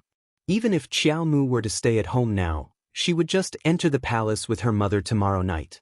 After all, her mother was currently a marchioness with a 3rd-rank title, so she definitely had to attend the banquet and meet the noble ladies of the capital while she was at it. Of course, the banquet wouldn't be a good one. This was inevitable. She would see who dared to provoke her. Arbor's mother was led astray by the crown prince's words. When she thought of the palace banquet, she frowned. Jojo, I don't know what the crown prince's personality is like. AI, when you enter the palace tomorrow, you'll probably have to meet him. I don't know what that great king is thinking.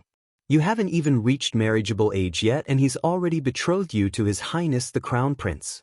Although there's still some time before the wedding, the status is already set. AI. Her mother began to nag about her daughter's boundless marriage path again, full of worry and worry. Arbor's mouth twitched. She received the crown prince's pleading gaze and couldn't help but curse him inwardly. She snorted and turned her face away. The crown prince hurriedly stretched out his finger to scratch her small palm and gently tugged at her. Arbor coughed and reached out to hold his mother's arm and said softly, "Mother, do you remember what I told you before? There was once when your daughter was almost kidnapped by someone from an evil sect, but was saved by a young hero?" I remember. Of course, mother remembers. Wei Ziqin's face paled at the mention of this. She still remembered that her daughter had told her that someone from the evil sect had taken a fancy to her daughter's talent and wanted to capture her to make her into a puppet. Actually, that young swordsman is the current crown prince. Wei Ziqin opened her mouth slightly. His Highness saved you? Okay. Arbor nodded. Wei Ziqin said gratefully, "Then mother must properly thank His Highness the Crown Prince when I enter the palace this time." At this moment, the incompetent brother-in-law standing at the side spoke up, "Big brother, didn't Ren Hongfei's parents just call you Your Highness the Crown Prince? Why should mother enter the palace to thank you? Can't she thank you now?" Wei Ziqin abruptly turned her head to look at the slender and elegant young man. Her pair of eyes were already wide open. Emollien. Xiao Zhongbang suddenly slapped his thigh. This little Mo was called so coherently that no one had thought about it. Actually, that child Emollien seemed to have revealed her name the moment she entered the door. Wasn't the current world surnamed Mo? First 5 o'clock. First 5 o'clock at night.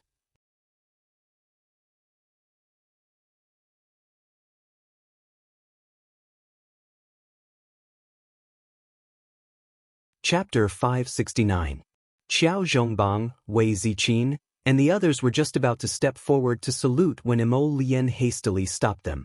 "Uncle, Auntie, there are no outsiders here, so we won't pay attention to those empty formalities." What a joke. His little wife was glaring at him, so how could he dare to let Xiao Zhongbang and his wife greet him? "I didn't deliberately hide it from you before, so please forgive me." "Your Highness the Crown Prince is too serious," Xiao Zhongbang quickly said. "Uncle, Auntie, you can call me Little Mo like you always do at home. Uncle, Auntie, and second uncle are all my elders, so calling me this sounds more intimate." This. Xiao Zhongbang hesitated for a moment, but it was Wei Ziqin who readily agreed. "Little Mo, you're too much. You didn't say anything and made Auntie worry for the entire day." She thought that the great king had randomly arranged the mandarin ducks, But who knew that it was actually a misunderstanding? Arbor stood at the side without uttering a word. She could tell that the crown prince had been putting in a lot of effort to visit her family recently. Look at how happy he had coaxed her mother, calling him little Mo this and little Mo that. In the beginning, perhaps there were still some restraints due to her identity, but after chatting for a while, her mother completely recovered to her usual self. Prince Mo chatted with Arbor's mother for a while before turning to smile at Arbor.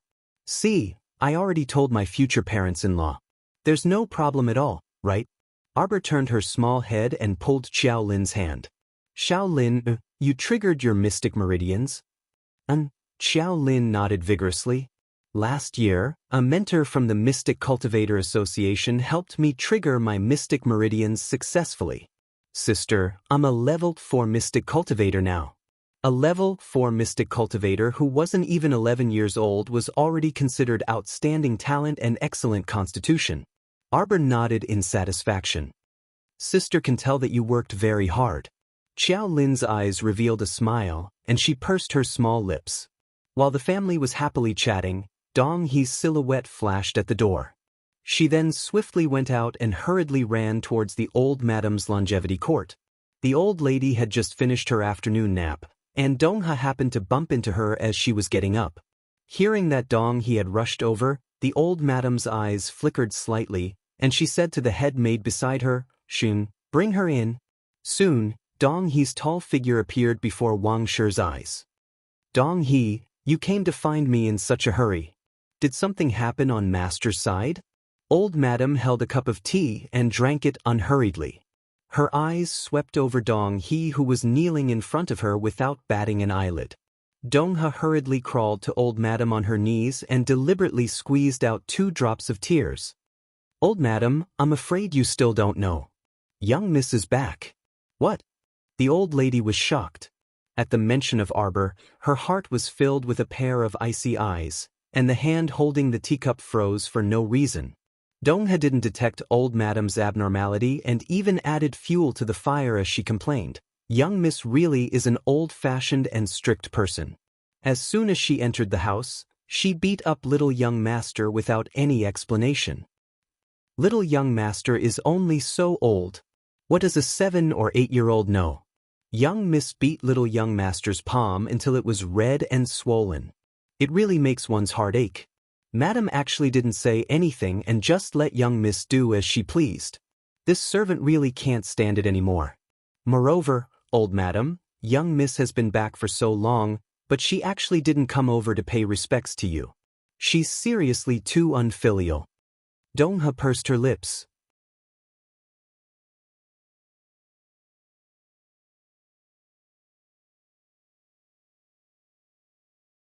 Chapter 570. Just now, this servant saw that little young master was beaten so pitifully, so this servant wanted to carry little young master away to apply some ointment. Who knew that eldest miss would berate this servant without any explanation and even say that this servant is that kind of indecent person? Dong He continued to complain with an aggrieved expression. "Old Madam, in any case, this servant is someone that you assign to Master and Madam. Eldest Miss not giving this servant any face clearly shows that she doesn't put Old Madam in her eyes." With every sentence that Dong He said, Wang Nei's expression turned worse by a few degrees. Finally, she slammed the table and shouted angrily, "This little girl's temper has grown increasingly these few years. This old one wants to meet her. Look at how good my good granddaughter is now to be able to do something like beating her own younger brother the moment she entered the house, causing the entire family to be in a state of chaos." Having achieved her goal, Dong He secretly revealed a sinister smile. She hurriedly wiped away her tears and stood up, following Old Madam with small steps. Xiaoyun frowned and caught up with Old Madam's footsteps. She whispered, "Old Madam, you're going to the antechamber by yourself? Then why are you looking for eldest miss? Don't forget, eldest Miss's current status is completely different. Early this morning, His Majesty issued a marriage decree and has already betrothed her to His Highness the Crown Prince. Eldest Miss is now Her Highness the Crown Princess. There's a difference between a monarch and a subject. If you rashly rush over to reprimand her like this and someone with ulterior motives finds out, They will definitely make a big fuss about it. Thinking carefully, old madam almost broke out in a cold sweat. She turned to look at Shayun and nodded repeatedly. Shayun's words are very true. Seeing that old madam was actually about to back down, how could Dongha be willing to comply? She hurriedly added fuel to the fire and said, "Old madam, even if eldest miss is now Her Highness the Crown Princess, the current great king is also someone who pays attention to filial piety. Could she disrespect her grandmother just because she was the crown prince consort?" This servant heard that when the Empress Dowager was ill, His Highness the Crown Prince had also attended to the Empress Dowager for several days. As the Crown Prince's official wife, the Crown Princess is a role model for the entire world. The word filial piety is enough to firmly suppress her. "Dongha, why are you stirring up trouble here? What intentions did he have? Could it be that you want to see the old madam and the Crown Princess at odds?" She had long known that this Dong he wasn't a good person.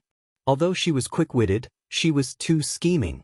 If Xiaoyun knew that Dongha was here today to pick a fight with the Crown Princess, Xiaoyun would really regret not blocking her at the door and directly chasing her out. As servants, all they had to do was to be tactful. How could there be so much trouble? This Dongha was probably reprimanded by the Crown Princess and couldn't hold back her anger, so she ran over to challenge the old madam to stand up for her. However, the old madam was already so old. Recently, she had become more and more powerless. In fact, the right way to go was to enjoy her old age safely. Why would she bother arguing with a junior when she had nothing to do? "Sister Shiyun, what are you saying?" "All right, help this old woman over to take a look." Dong He's words were somewhat reasonable. Even the current crown prince didn't dare to be unfilial. She didn't believe that her granddaughter would dare to be disrespectful to her. "When this servant left the antechamber just now, I heard them talking about it.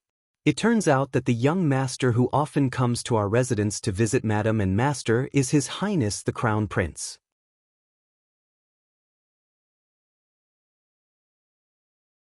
"He's the Crown Prince?" Wang Nei was shocked. Soon after, she couldn't help but sigh. Such a graceful and elegant young man, this old woman felt at first glance that he was either wealthy or respectable. However, I didn't expect that his status would be so high.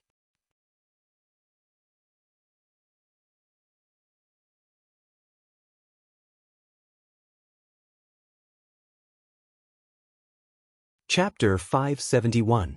When elderly lady was helped into the room, everyone was happily chatting. As soon as elderly lady Wang entered, the entire living room was dead silent. Everyone stood up to welcome elderly lady Wang and stole glances at each other. Seeing that elderly lady Wang didn't come with good intentions, they couldn't help exchanging glances. On the other hand, Arbor didn't say anything. When her mother stood up, she also stood up and bowed to elderly lady Wang with her mother before sitting down. No one could find fault with this etiquette.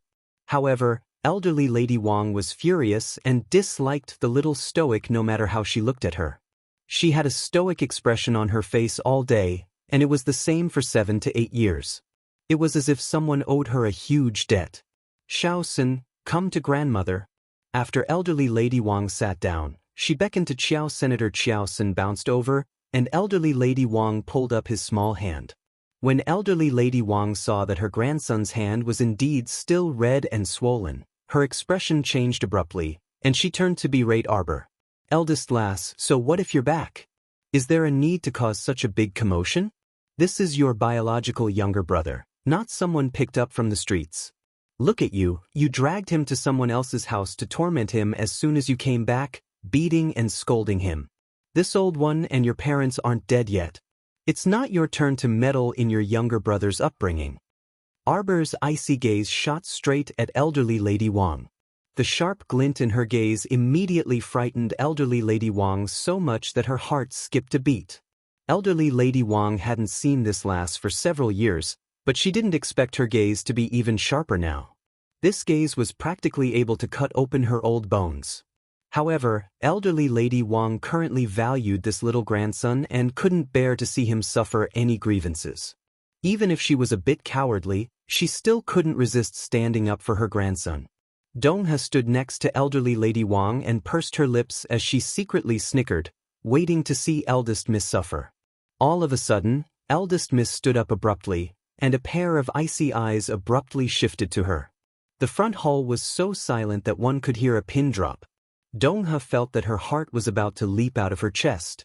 In a flash, eldest young Miss had already arrived in front of her. Without any explanation, a heavy slap landed on her cheek. This slap was truly beautiful.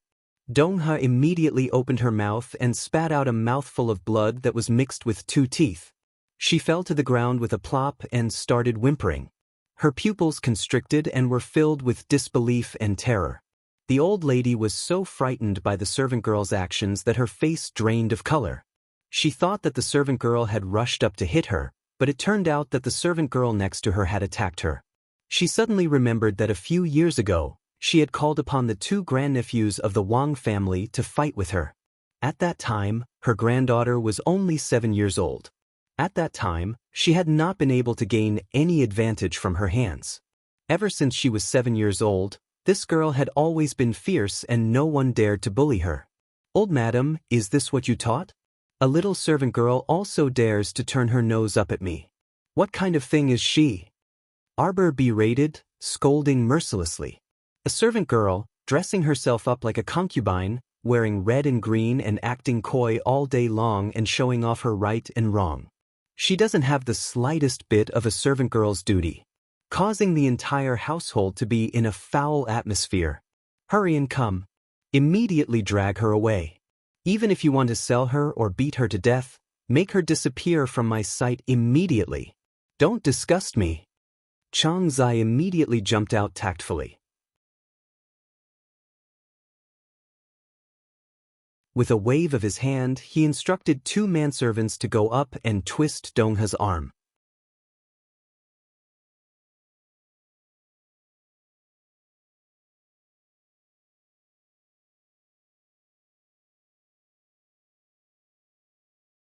Chapter 572. Old Madam was so infuriated that her chest heaved up and down repeatedly. She pointed at Arbor and said "Yut" for a long time, but she couldn't utter a complete sentence.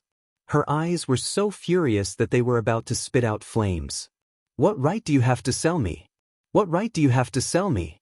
I'm old madam's person." Dong-hee's arms were twisted by the 2 manservants, and her eyes couldn't help but widen as she struggled non-stop. Her head of jewelry and jade shook, and her disheveled appearance cut a sorry figure. Arbor's belly full of anger instantly exploded, and he fiercely kicked that last Dong-hee, sending her flying out from the 2 manservants' hands. She fell to the ground fiercely, and her head knocked against the thick stone slab, instantly creating a bloody hole. The surroundings were dead silent. All the servants stared at the enraged eldest miss with fear and trepidation. They only felt as if their hearts were gripped by a giant palm, and they were so frightened that they were somewhat unable to breathe. "What right do I have to sell you?" Arbor shouted sternly, then turned to Steward Chang Zai and roared, "Go and bring her indenture contract here. Immediately." "Yes, yes, yes." Chang Zai hurriedly signaled to the manservants with his eyes. The group of people swiftly rushed to Longevity Court. Since she said she was old madam's person, then the indenture contract must be in Longevity Court. Old Madam looked on helplessly as that group of manservants accepted Arbor's order without any moral integrity and openly ran to her court to search for the indenture contract. She was so angry that her chest kept panting, and she was almost unable to breathe. Not a moment later, a few quick-witted manservants dug out the indenture contract, and a thin stack was handed over to eldest Mississippi. "Do you see this? Your indenture contract is now in my hands. If I want you to live, you'll live. If I want you to die, you'll die for me." Arbor waved the slave contract in his hand, scaring Dong-ha, who was curled up on the ground, to the point that she scrambled to the old lady's side and cried, "Old lady, save me, old lady, save me." That was a weeping pear blossom bathed in the rain, her coquettish eyes brimming with charm. That last Dong-ha's entire body was trembling. Seeing that old madam was panting heavily without making a sound, she looked up in Xiao Zhongbang's direction and crawled towards him while crying. "Master, master, save me." He knew that the old lady was up to no good again. This Dong He, judging from her enchanting appearance, was definitely someone who wasn't content with her marriage.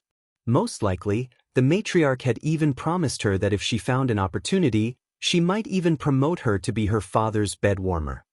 Shaosun was ruined by you demons.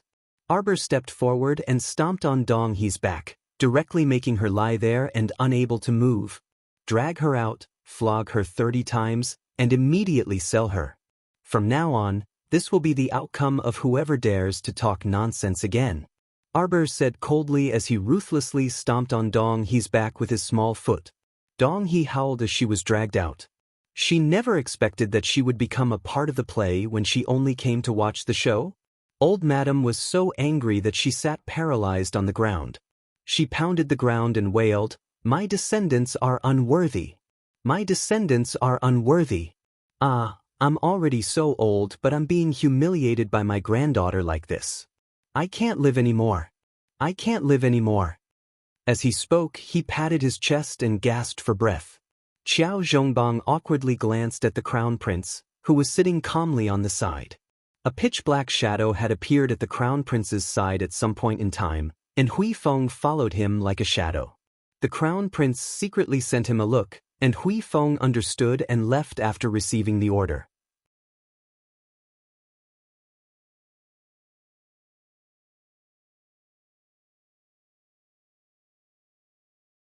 Chapter 573. This was truly a farce. His mother had only stopped for a short while, so why did she start making a fuss again as soon as eldest miss returned? She clearly knew that his eldest miss wasn't someone who was easy to bully. This old lady. Qiao Zhongbang couldn't help but rub his aching head, secretly blaming his mother for being so meddlesome.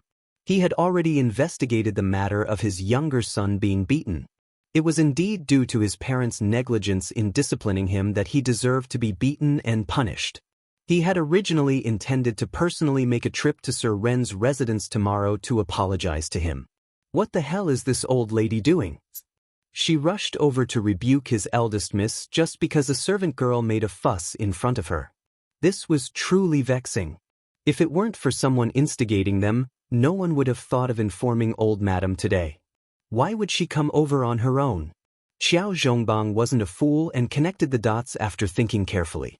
Wasn't this purely for His Highness the Crown Prince to see a joke with such a ruckus at home? Qiao Zhongbang sneaked a glance at the Crown Prince. Seeing that the Crown Prince had a calm expression and didn't say much, he couldn't help but relax slightly.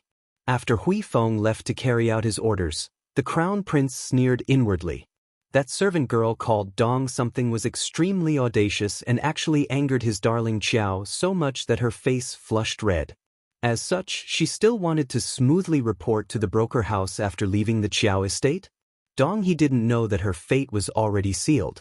After being punished with 30 whips, she was thrown at the door like a rag, waiting for the broker house's people to come and take her away. She was full of resentment and indignation as she cursed. So what if the Qiao estate's eldest miss is great? So what if the crown princess is great? One day, I will avenge today's grievances. Just you wait. The two servants disliked her and directly stuffed her mouth with a rag. Mother, please get up first. Wei Ziqin sat still with a cold expression, but Qiao Zhongbang couldn't sit still anymore. He couldn't possibly watch his mother sit on the ground like a village woman and make a scene in front of the crown prince. You unfilial son. The old lady slapped Qiao Zhongbang in the face. A few years ago, Qiao Zhongbang's sincere heart was almost obliterated by Laonyang.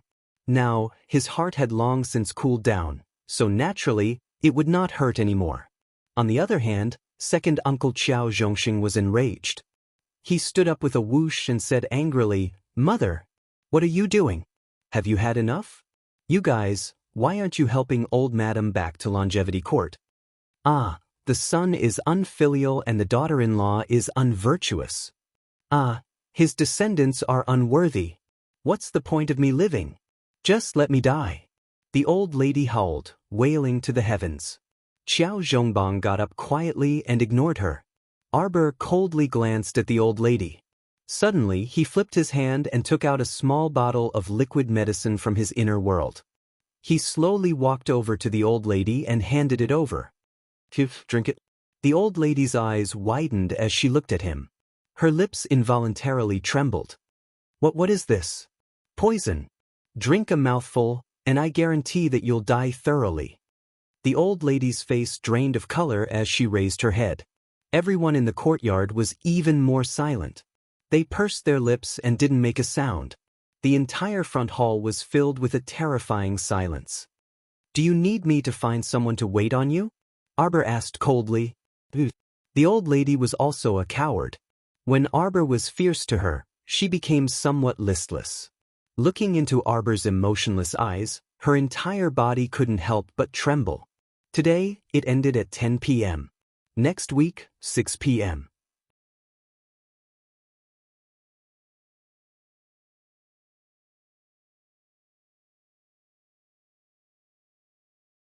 Chapter 574. Elderly lady stared blankly for a moment, then she started to throw a tantrum, rolling on the floor and bawling loudly. "The son is unfilial, and the daughter-in-law is unvirtuous. You're going to drive this old woman to death." Arbor looked on coldly from the sidelines, not saying a word.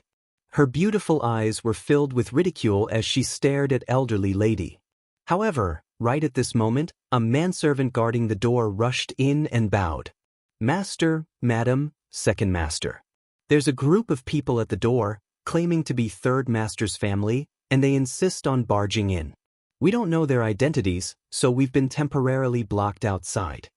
When elderly lady heard the words, third master, it was as if her ears had been pricked. She instantly stopped throwing tantrums and raised her head to shriek, "It's Zhongheng's family is here. I want to see them. Zhongheng, my poor child. You're here to save your old mother." Wei Ziqin stood up and pulled the two children to the side, not bothering to pay attention to this wailing old woman. She was about to be annoyed to death by this old woman. She would bring Xiao Xin to her side every 2 to 3 days to raise him, but she didn't raise him well and spoiled him until he was full of bad habits. Every time she wanted to teach her son a lesson, this old woman would hurriedly protect him, not allowing her to hit or scold him. Look at what kind of child they've raised. If it weren't for her eldest daughter making such a scene today, she wouldn't have known that this little rascal actually bullied others outside. He deserved a beating. When she returned, she would have his father fiercely scold him. She had to make this child remember this lesson. At this moment, Wei Ziqin saw that elderly lady was throwing a tantrum, so she hurriedly handed the 2 half-grown children to the old mama beside her. "Nanny Li, take the 2 young ladies and young master back to their rooms first." This place was truly too noisy. She didn't want her children to see this old woman's tantrum and learn from her in the future. "Yes, mother." Xiao Lin still wanted to stay and watch the show, but her mother glared at her. "Go back." Young ladies could learn anything, but learning how to throw tantrums and roll on the ground like this old woman was truly too uncultured.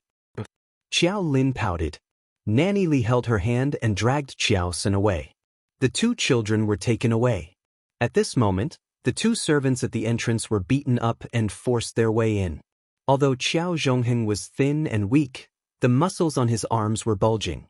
It was obvious that he was a strength-type superhuman. Relying on his own strength, he rushed through the door at lightning speed and took the lead to barge into the Marquis' manor. Behind him, his wife and children, as well as Granny Nyo's family, followed. With the help of Granny Nyo's strong and healthy sons, Xiao Zhongheng and his entourage swept away 1,000 troops along the way, beating up all the manservants of the Qiao estate until they were looking for their teeth on the ground. The group of people dashed straight to the antechamber and stared at the large Marquis' mansion, as well as Qiao Zhongbang's family's bright and beautiful appearance. Their eyes were red with jealousy. Heavens, what kind of life did they have on this journey? What kind of life did the first branch of the Qiao family have? Xiao Zhongheng never expected that his honest and wooden eldest brother, who was the most disliked by his mother, would actually achieve meteoric success today and be conferred the title of Marquis by the great king. Su Jiao's eyes were sharp, and she spotted Granny Nei Wang, who was lying on the ground. Wailing to the heavens and wailing, she rushed forward and hugged her mother, bawling her eyes out. "Mother, my dear mother." This daughter-in-law has finally found you. Mother, mother, mother. Elderly lady almost fainted from Su Jiao's wailing.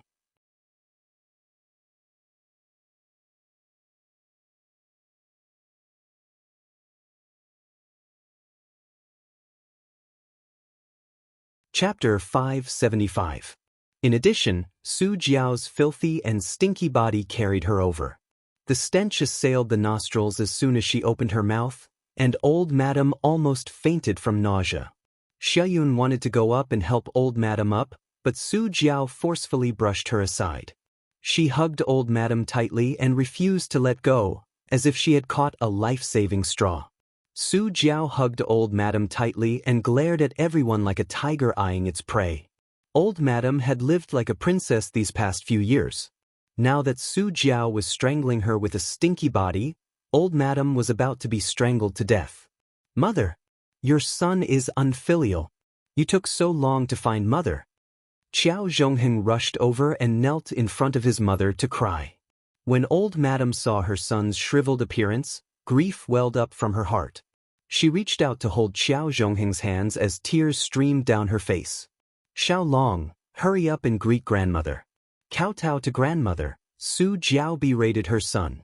Xiao Long hurriedly went up and cried, Grandmother. The family of three gathered around old madam and cried fiercely.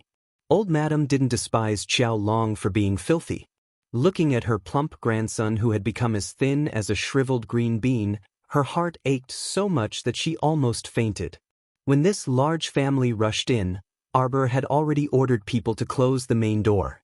Although there weren't many people on Minshun Avenue, no one in the Qiao estate was willing to perform a drama with the main door open. Great, now that the three generations had performed a great show together, it was Granny Niu who impatiently kicked Su Jiao's leg from the side, which made Su Jiao, who was still weeping bitterly, come back to her senses. Mother, how have you been these years? Su Jiao pretended to wipe her tears as she stole a glance at her sisters-in-law sitting on the side. The moment he saw this, he was immediately filled with anger. Wei Ziqin's face was fair and delicate, with only a few faint wrinkles at the corners of her eyes. She wore a lotus-colored jacket embroidered with peonies, paired with a flower-sprinkled pleated skirt of the same color. She looked like a rich and noble person. The most hateful thing was that Wei Ziqin had been sitting there without batting an eyelid from the beginning until now. No matter how Qiao Zhongheng's family of three kicked up a fuss, she didn't say a word for a long time. This behavior infuriated Su Jiao into gnashing her teeth. In the past, when she was at home, she was the most popular in front of the old lady. In terms of food and clothing, how could Wei Ziqin compare with her? But now, her family of three was like beggars begging on the streets, while Wei Ziqin had been gloriously promoted to the Grand Marquis Estate's madam. She was dressed in silks and satins, and she was also eating exotic delicacies. This disparity was so great that it made Su Jiao's entire heart twist fiercely. The son is unfilial and the daughter-in-law is not virtuous. When the old lady heard her youngest daughter-in-law's question, she immediately cried again. Qiao Zhongbang seemed to be energized as he sprang to his feet and immediately reprimanded Qiao Zhongbang. Eldest brother, how can you be so unfilial? Look at how angry mother is. Have you taken good care of mother all these years? I told you that mother can't do without me to take care of her. Su Jiao squeezed out 2 drops of tears and said bitterly, Mother, how about letting your daughter-in-law and eldest grandson take care of you in the future? The elderly lady repeatedly agreed. But will eldest brother and the others welcome us? Su Jiao deliberately asked, and the corner of her eye twitched as she instigated Wei Ziqin with a glance. He dares not to welcome us. Elderly lady immediately roared with vigor. We're all brothers of the same family, blood-related brothers who won't leave even if they're beaten to death. If he can bear to part with that face, he'll chase you all out along with this old lady.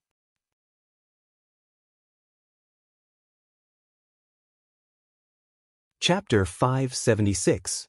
Wei Ziqin felt as if she had swallowed a fly.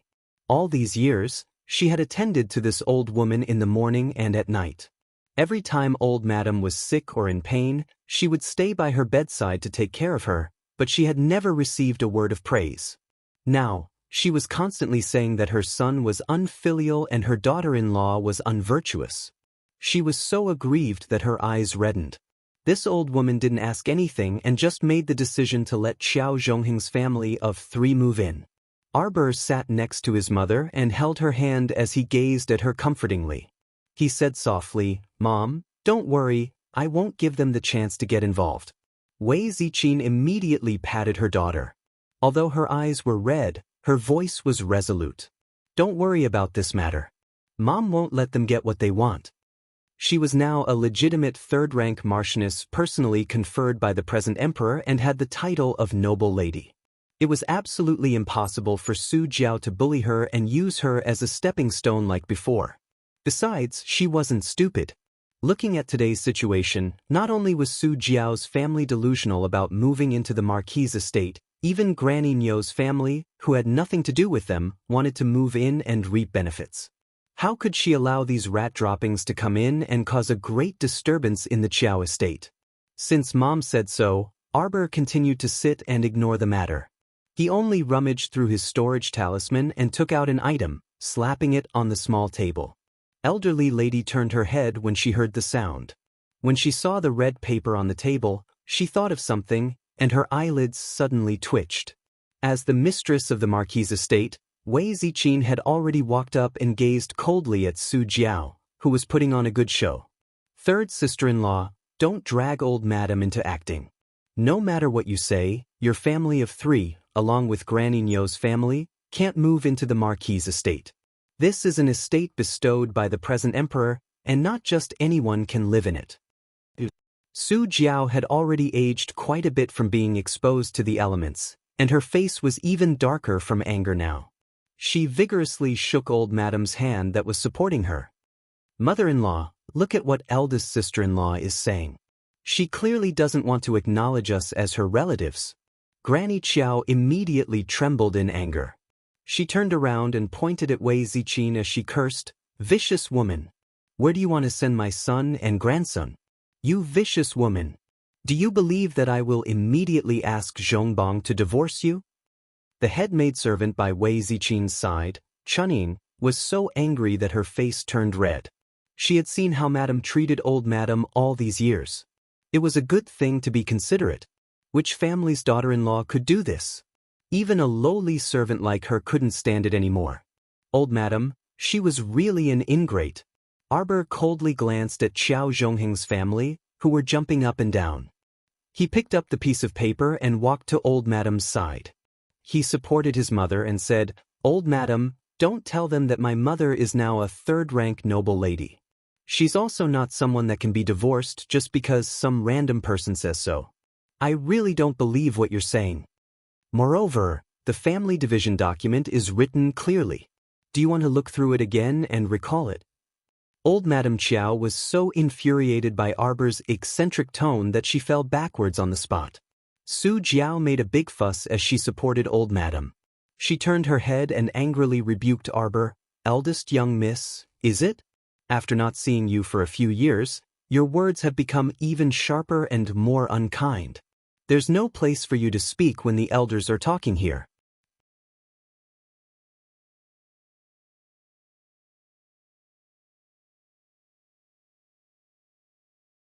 Chapter 577. Arbor coldly glanced at Su Jiao, and a faint disdain surfaced on her stoic face. "With my current status, I'm sorry, but I really do have a place to talk." She suddenly wanted to ruthlessly bully others. What should she do? It wasn't good to bully others. But facing these greedy and hypocritical faces, she really didn't want to continue enduring. Why should she let her mother suffer in front of these people? Could it be that if they endured, these people would be willing to let their family off? Su Jiao's expression abruptly changed. On the side, Xiao Long couldn't take it anymore and roared, "You little bitch, you dare to speak to my mother like this?" He rushed up and aimed a slap at Arbor's small face. In the past, Xiao Long was the entire family's ancestor. Who dared to throw a tantrum at him? Now that he entered the eldest branch's Marquise estate and saw that the eldest branch's family, who could only wear cotton clothes and live in a rundown house, were all well-fed and well-fed. He truly felt extremely unbalanced. In front of grandmother Xiao Long was the greatest ancestor. Even if he slapped this eldest cousin sister, she could only swallow her teeth and blood. However, that her hand hadn't even touched a strand of Arbor's hair when her face suffered a heavy slap. Impudent. Mo Lien flashed to Arbor's side and pulled her into his embrace. He bellowed angrily, his expression abnormally furious. He really didn't know that when Xiao Xiao was in the village, she was bullied like this. This half-grown brat dared to lay a hand on his Jojo at this time. It was evident that he was used to being unruly at home and being violent. He truly had a lot of guts. Immediately afterwards, the main door abruptly opened, and several dozen guards armed with sabers and swords rushed in. They surrounded Granny Nyo's family and Xiao Zhongheng's family of 3, and their sabers and swords flickered as they uniformly pointed their sharp points at the deathly pale Xiao Zhongheng and company. Xiao Zhongheng and company all looked emaciated and bewildered, but under the direction of so many sabers and swords, they could only raise their hands in surrender. He Tian led his troops to kneel in salute with a solemn expression. This subordinate greets the crown prince and crown princess. This subordinate failed to protect his master. The crown princess was shocked. Please punish me, crown princess. Arbor shook his head and motioned for him to get up. The eyelids of Xiao Zhongheng and the others twitched violently. They all wore dumbfounded expressions as they stared blankly at Prince Mo and their eldest niece, who were surrounded by people. Crown Prince?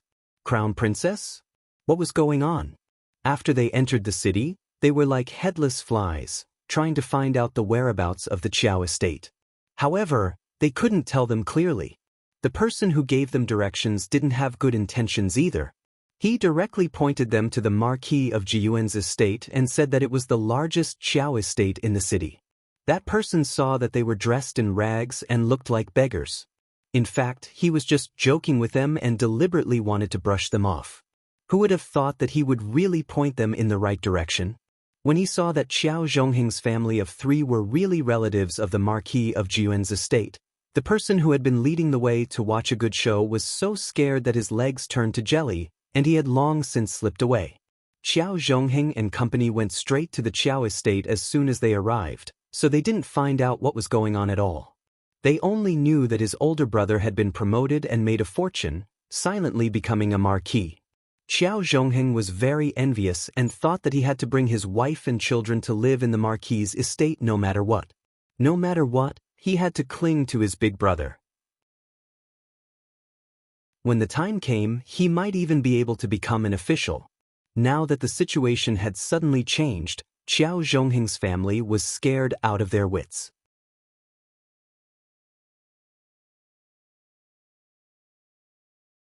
Chapter 578. He Tian's furious shout was heard. A bunch of unruly commoners. Why aren't you paying your respects to the crown prince and crown princess when you see her? The family, including Granny Nyo's family, hastily knelt down and trembled like quails, not daring to make a fuss. The entire estate immediately fell silent. Xiao Long was enraged, and just as he opened his mouth to curse, "Bitch," Mo Lien's icy gaze swept over, her pair of phoenix eyes exuding a baleful aura. Slap him. Don't. He's a child. A child is insensible and speaks without thinking. Please forgive him, Your Highness the Crown Prince. Seeing a eunuch walking over with a wide mahogany board, Su Jiao was scared out of her wits and hastily went up to protect her son. Speaking without thinking at such an age, that's your lack of upbringing as parents. Let him go. Mo Lien coldly said, punish him with 10 boards. Remember this in the future. Su Jiao howled and wanted to pounce forward, but she was immediately dragged away by 2 vicious soldiers. She screamed with reddened eyes as she watched Xiao Long being dragged away by a soldier to the side. The eunuch used the wide board to slap her son's mouth repeatedly. Xiao Long had never suffered such humiliation in his life. His mouth was hit again and again, and after the 10 slaps, one of his teeth fell out. He roared with a mouth full of blood, "You little bitch, you really dared to hit me? Who do you think you are? You dared to treat me like this in front of grandmother? If I knew earlier, I would have strangled you to death back then." Su Jiao was so scared that her face was drained of color, and she frantically crawled towards her son while shrieking, "Xiao Long, shut up, shut up." Overwhelming fury surged in Emolien's eyes, and she raised her hand to shout angrily, "What are you still standing there for? You refused to mend your ways and spoke rudely against the crown princess. Drag them out and beat them to death." The Marquis of Jiyuan's estate instantly quieted down. However, that silence only lasted for a split second before it was immediately filled with Su Jiao's piercing wails. Su Jiao scrambled in front of Emolien and Arbor. She knelt and kowtowed, "Your Highness, please spare my life. Your Highness, please spare my life." When a child speaks without a filter, it is the foolish woman who has not been properly educated. When I return, I will definitely punish him severely and properly educate him. Your Highness, please spare his life. She looked up and saw Prince Emo pursing his lips and not saying a word. She quickly rolled over to Arbor, wanting to hug his leg. "Niece, miss, no, Crown Princess, Your Highness the Crown Princess. I beg you to spare your younger brother's life for the sake of the Qiao family's old master, who shares the same origin. I beg you, Crown Princess, Crown Princess." Arbor's face was cold. Emolien looked down at her and rubbed her head. She waved her hand impatiently and said, "Drag her out." Two soldiers immediately dragged Qiao Long to the front yard. Su Jiao's vision darkened, and she repeatedly begged for mercy, her head banging against the ground. Granny Nyo and company were so frightened that they couldn't make a sound. The young lady kneeling behind Granny Nyo was around 15 or 16 years old. She secretly looked up at the enraged crown prince with an intoxicated expression. Was this the current crown prince? He was so young and handsome, and he also had so much power and influence. Wei Mingli's maiden heart thumped wildly, and she was practically unable to shift her gaze away. Look, such a hoodlum and scoundrel eldest brother Wei's family could only kneel in front of His Highness the Crown Prince, not daring to utter a single word.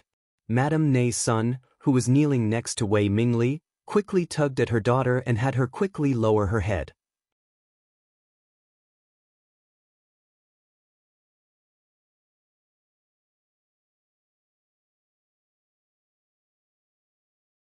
Chapter 579. Madame Nei's son was timid. In front of the Crown Prince, she was alarmed and scared when she saw her daughter staring at that person's face without any etiquette. She was also worried that her daughter would be ignorant and cause trouble, so she quickly tugged at her to make her bow her head. Of her 3 daughters, 2 had starved to death, so she only had this one daughter left. Second young Master Wei had also died of illness 2 years ago, so the mother and daughter had to rely on the eldest branch to survive. They had already lived in fear and trepidation, so she didn't want to cause any more trouble now. How could she have known that a young girl's yearning for love was actually fantasizing about the Crown Prince at this very moment? Wei Mingli completely ignored Madame Nei's son's reminder as she stared fixedly at the Crown Prince. Her gaze was too sharp, so Arbor immediately looked over vigilantly. His cold and clear eyes swept over Wei Mingli as he said in displeasure, "Why do you keep staring at me? Everyone." The Crown Prince's pursed lips turned up slightly. For some reason, he suddenly recalled coitus sex Qi Ming's sorry state back then that his darling was as funny as ever. She always felt that the other girls' gazes were on her. Madame Nei's son was so terrified that she immediately pressed her daughter's head down. With a bang, Wei Mingli was forced to cower. Her eyes were filled with indignation and resentment as she forcefully pushed Madame Nei's son's hand away. She felt that Madame Nei's son was incompetent and made her lose face in front of everyone. She didn't even raise her head as she tightly clutched her skirt with both hands and bit her lip. Arbor felt bored and turned to look at Qiao Long, who had already been dragged to the front door. He saw that Qiao Long's hands were clinging tightly to the door, and he also knew fear now. His cries shook the heavens as he begged for mercy. Old Madame also didn't have the energy to make a fuss at this moment. She collapsed on the ground and shouted intermittently, "I'm going to be driven to death by my own granddaughter." Driven to death. Xiayun reached out in a panic, wishing that she could cover Old Madame's mouth. His Highness the Crown Prince was already in a thunderous rage, Yet old Madam still dared to howl here. Did she really think that His Highness wouldn't kill a shrew like her? Just now, Third Old Master and his family had insulted the Crown Princess. It wasn't as if they hadn't seen what happened to them. The Crown Prince doted on the eldest miss so much that he wouldn't let her suffer any grievances. The only reason His Highness was showing mercy to an old woman like her was probably because of the Marquis of Jun and his wife. Old Madam slapped her knees and cried, "There's no place for us in this Marquis's estate. I can't stay in this Marquis's estate anymore. When you become an official, brothers and sisters will kill each other." What kind of sin did this old woman commit? I can't live anymore. Arbor suddenly pulled the Crown Prince's sleeve. The Crown Prince lowered his head and glanced at her. Seeing the impatience in her eyes, he immediately understood.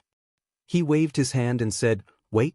The two soldiers then pulled Xiao Long over like a sack and threw him in front of the Crown Princess. Xiao Long's entire body trembled and he had already peed his pants in fright. When he fell to the ground, the smell of urine wafted out. Arbor reflexively shrank into Emolien's embrace and covered her mouth and nose with her sleeve, her eyes filled with disdain and contempt.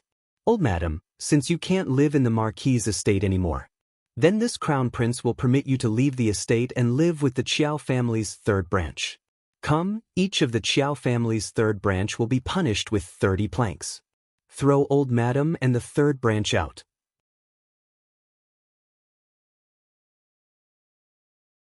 In the future, they are not allowed to take half a step into the Marquis's estate. Violators will be beheaded.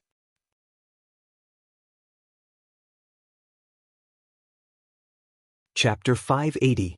When this verbal edict was passed down, it immediately caused the entire court to howl in anguish. Old Madam was even more dumbfounded. When did she sincerely want to leave the Marquis's estate? Where could she go to live such comfortable days after leaving the Marquis's estate? She had only casually howled a few times. How could it be taken for real? She had just moved from a small estate to such a large Marquis's estate and hadn't enjoyed enough of the good days, yet the Crown Prince actually issued a verbal edict for her to move out and live outside with her youngest son and daughter-in-law? How could she accept this? She wasn't leaving. Where could her old bones go? Seeing that Old Madam was about to shout, Su Jiao truly reacted quickly and used her dirty black hand to forcefully cover Old Madam's mouth.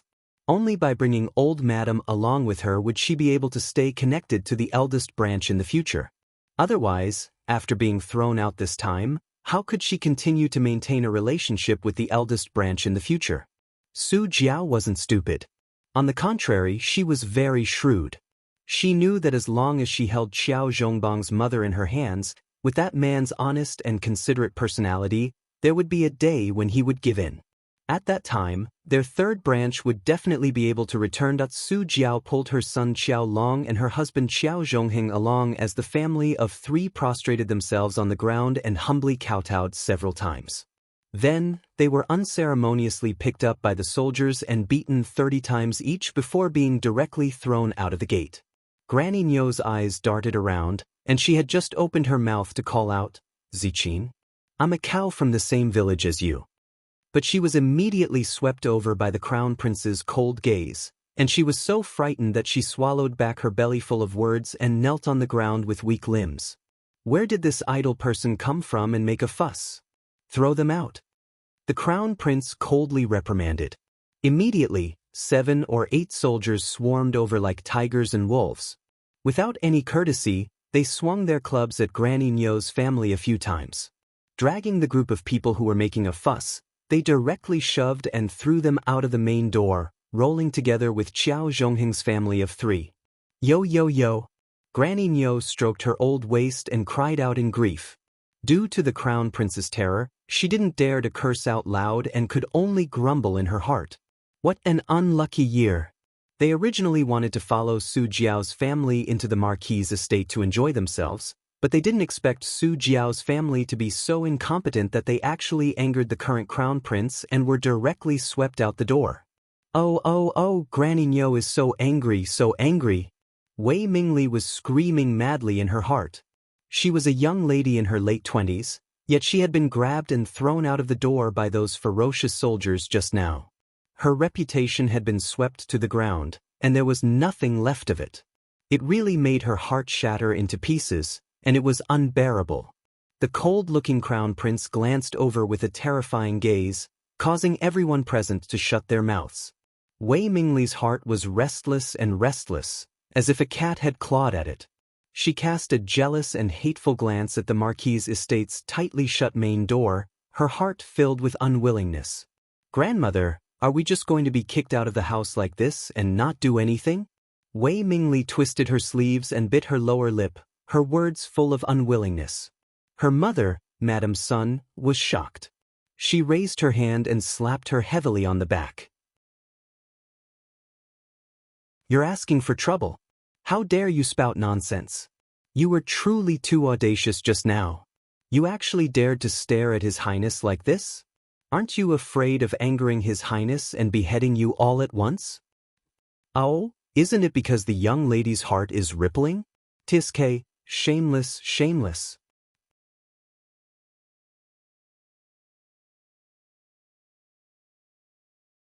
Chapter 581. Don't tell me you're delusional enough to think that you can win His Highness's favor with your looks? Eldest brother Wei's wife, Madame Ne Bo, was fuming because she hadn't gotten anything good out of the Marquis' estate. When she heard Madame Ne Sun's words, she immediately mocked and ridiculed Madame Ne Sun and her daughter as usual. How could Wei Mingli suppress her anger? She pointed at Madame Ne Bo and shouted angrily, "What do you mean? What's wrong with my looks? Who am I ugly to look at? You look like a crooked date, yet you still dare to mock others? Don't worry about it." Madame Ne Bo flew into a rage, while Madame Ne Sun was so frightened that she kept quiet out of fear. She tugged at her daughter's clothes and urged her to shut up. "You little bitch who doesn't know how to choose your words. Is this how you speak to your elders?" How could Madame Ne Bo be trifled with? The second branch and their daughter had humbly relied on the eldest branch for a living all this while. Now they actually dared to defy her authority? How could Madame Ne Bo tolerate this? She rushed forward and grabbed Wei Mingli's hair with her broad and fat body. Suck. She slapped Wei Mingli's face twice. "I'm hitting you for not knowing your manners. You little bitch, you still dare to take advantage of me." Wei Mingli only felt pain from Madame Ne Bo's fingernails scratching her left cheek. When she touched it, there was a trace of blood. She immediately felt angry, hateful, scared, and furious. "Little bitch, you're delusional to think you can fly to the top. Why don't you look at your own face in the mirror? Only a blind man would fancy you. That's the high and mighty crown prince. Who do you think you are? Don't say that other people look down on you when you're the one who's cheap."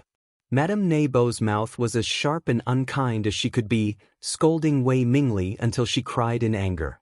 Madame Ne Sun was also clumsy with her words. She didn't dare to argue with Madame Ne Bo, so she pulled her daughter's hand and urged, all right, don't talk so much. Don't quarrel with your eldest aunt." Wei Mingli only felt a chill in her heart. She abruptly flung Madame Ne Sun's hand away and screamed shrilly, "Get lost! Are you still my mother? Seeing your own daughter being bullied like this, you still have the face to persuade me not to say anything? It was that old woman who was scolding me. I hate you. I hate you. I hate you to death." Wei Mingli burst into tears. She turned around and ran like mad, disappearing in a short while. Madame Sun was so scared that she trembled all over. She licked her lips and begged Madame Bo, "Sister-in-law, don't be angry with a child. You see, it's our first time in the capital. There are many adults here. What if Mingli gets lost? Let's chase after her and look for her. If you want to find it, go find it yourself. That little bitch was just lustful. Why did she care about her? She might have wanted to leave us a long time ago and go out to find a random man." Madame Bo shook off Madame Sun's hand and looked at her with disdain. Madame Sun's face turned pale and her lips trembled, but she subconsciously did not dare to refute. "What are you all arguing about?" This was Minshun Avenue, at the place where the officials gathered. If there was nothing important, ordinary people were forbidden to stay here and make noise. Go. Everyone leave quickly." The city guards who heard the news ran over and chased them away without a second word. Elderly lady howled and wanted to go up to bang on the Marquis estate's main gate, but Su Jiao grabbed her hand forcefully. Mother, let's leave this place first. We can discuss this at length after we leave. The group of people came in high spirits and left dejectedly.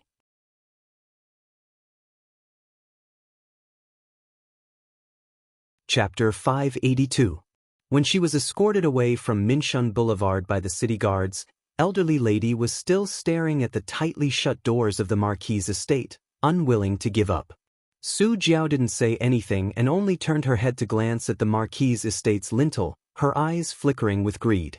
She understood the eldest branch's husband and wife too well. They simply couldn't harden their hearts. She reckoned that in less than 3 days, Qiao Zhongbang and his wife would definitely be reluctant to part with their mother and come visit.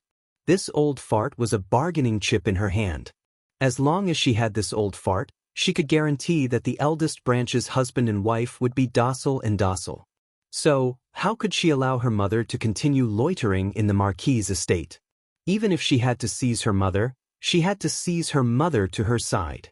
Su Jiao snorted lightly and flung elderly lady's hand away after leaving the Marquis' estate.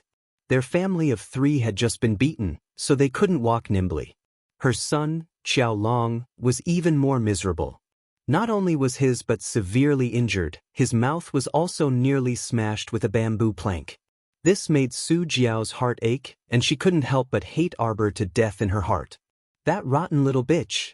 Relying on His Highness the Crown Prince's favor, she dared to torment her precious son like this. One day, she would make her taste the pain of being humiliated like this. Humph, a man's favor came and went quickly. That person was the Grand Crown Prince of the Mo Kingdom, second only to one and above all. Could it be that he could spend his days guarding a little bitch like you? There would definitely be a chance for her to fall out of favor. At that time, she would definitely make you pay with your blood. Elderly lady started to pant after walking a few steps. She had been pampered all these years and lived like a prince. If she wasn't in a palanquin, she would be in a sedan chair, so there was no need for her to walk. Su Jiao turned to glance at elderly lady and cursed this cursed old woman in her heart. However, she still put on a virtuous appearance and helped elderly lady to Granny Nyo's family's donkey cart. At this time, she still had to rely on this old woman. It would be fine when she returned to the Marquis' estate one day. Before Qiao Zhongbang and his wife came looking for her, she had to serve this old woman well and let this old woman know that she was a very filial person. It was just that this time, Su Jiao's scheme was probably going to fall through completely. Qiao Zhongbang had been disappointed in his mother over the years. He would never take the initiative to bring his mother back. Moreover, since the Crown Prince had given the order to move the Empress Dowager out of the Marquis' manor so that his third brother's family could be filial to her, he wasn't stupid enough to go with the flow. As for Wei Ziqin, she had long given up hope.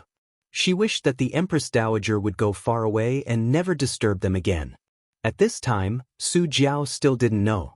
Along with Qiao Zhongheng and his wife, they had been doing their best to show filial piety to this old lady along the way. They took care of every aspect, which comforted old madam. He thought that even though his eldest and second sons were unfilial and he had been chased out of the Marquis' household by his descendants at an old age, at least he still had a filial youngest son and daughter-in-law. It couldn't be considered too bad. After the group of ragged beggars were escorted out of Minshun Boulevard, they looked at the people coming and going on the streets and practically didn't know where to go. They didn't have money, and they were almost out of grain. They didn't even have a place to stay at this time. What should they do? Qiao Zhongheng was already regretting it at this time. He thought that he should have bitterly begged to hug his eldest brother's thigh instead of acting like a big shot and acting like a tyrant.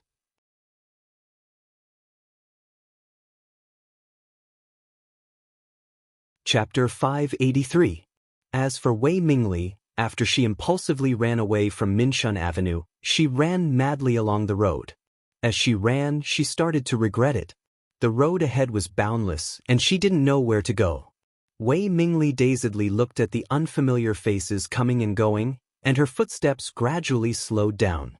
Suddenly, she was knocked over by a passing carriage, and her entire body crookedly fell to the ground. She didn't feel the ice-cold ground in her impression, and instead threw herself into a warm embrace filled with ambergris. "Miss, are you all right?" A man's voice sounded beside her ear. Although it wasn't as magnetic and pleasant as His Highness the Crown Prince's, it was still passable. Wei Mingli looked up and met a pair of slightly swollen large eyes with thick eyebrows. The man's face wasn't the slightest bit handsome and could only be considered regular features. It truly couldn't compare to His Highness the Crown Prince, who had slightly raised phoenix eyes and a gorgeous appearance. Wei Mingli couldn't help but be taken aback. Why did she link everything to the Crown Prince? Her small face couldn't help but blush slightly. Could it be that she really was a young girl in love?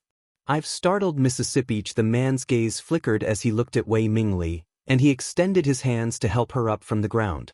Wei Mingli was a bit embarrassed by the other party's scorching gaze. Although she came from the village, she was still a young lady in her late 20s. She was a bit shy from the man's gaze, and her neck drooped.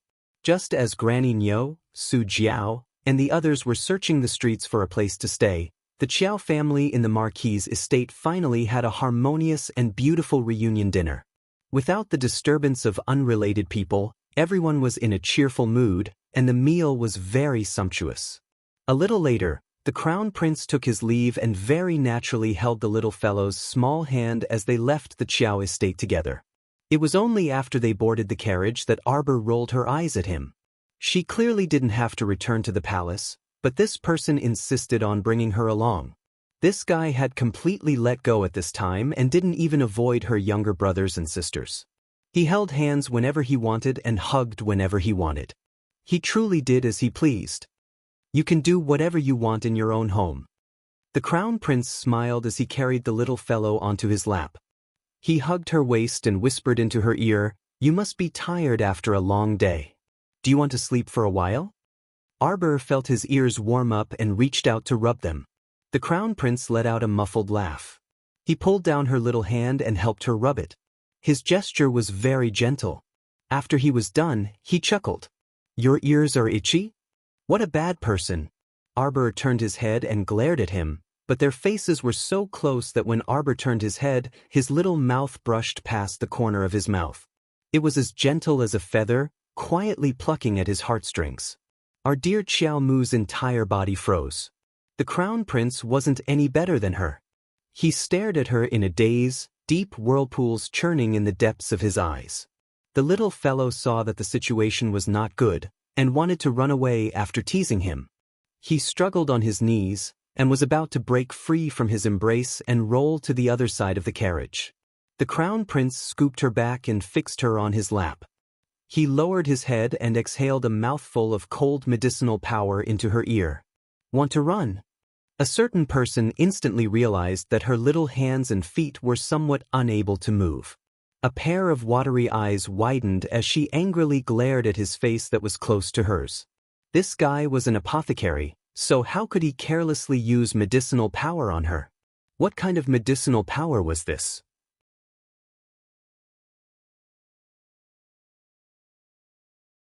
Chapter 584. Heavens! Why was the drug so strong? It made her feel weak all over, and she couldn't even lift her arms and legs? Arbor glared at him. "Oh, you're definitely not convinced by using medicine like this. I'll let you use talismans on me first." The Crown Prince grinned as he pressed his face against hers and exhaled softly.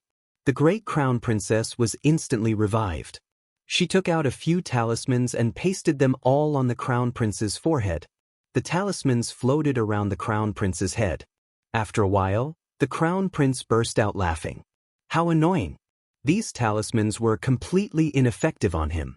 In a fit of anger, Arbor reached out and circled his neck without thinking. She opened her mouth and bit his chin. She clearly felt the Crown Prince's body tense up, and her little mouth opened.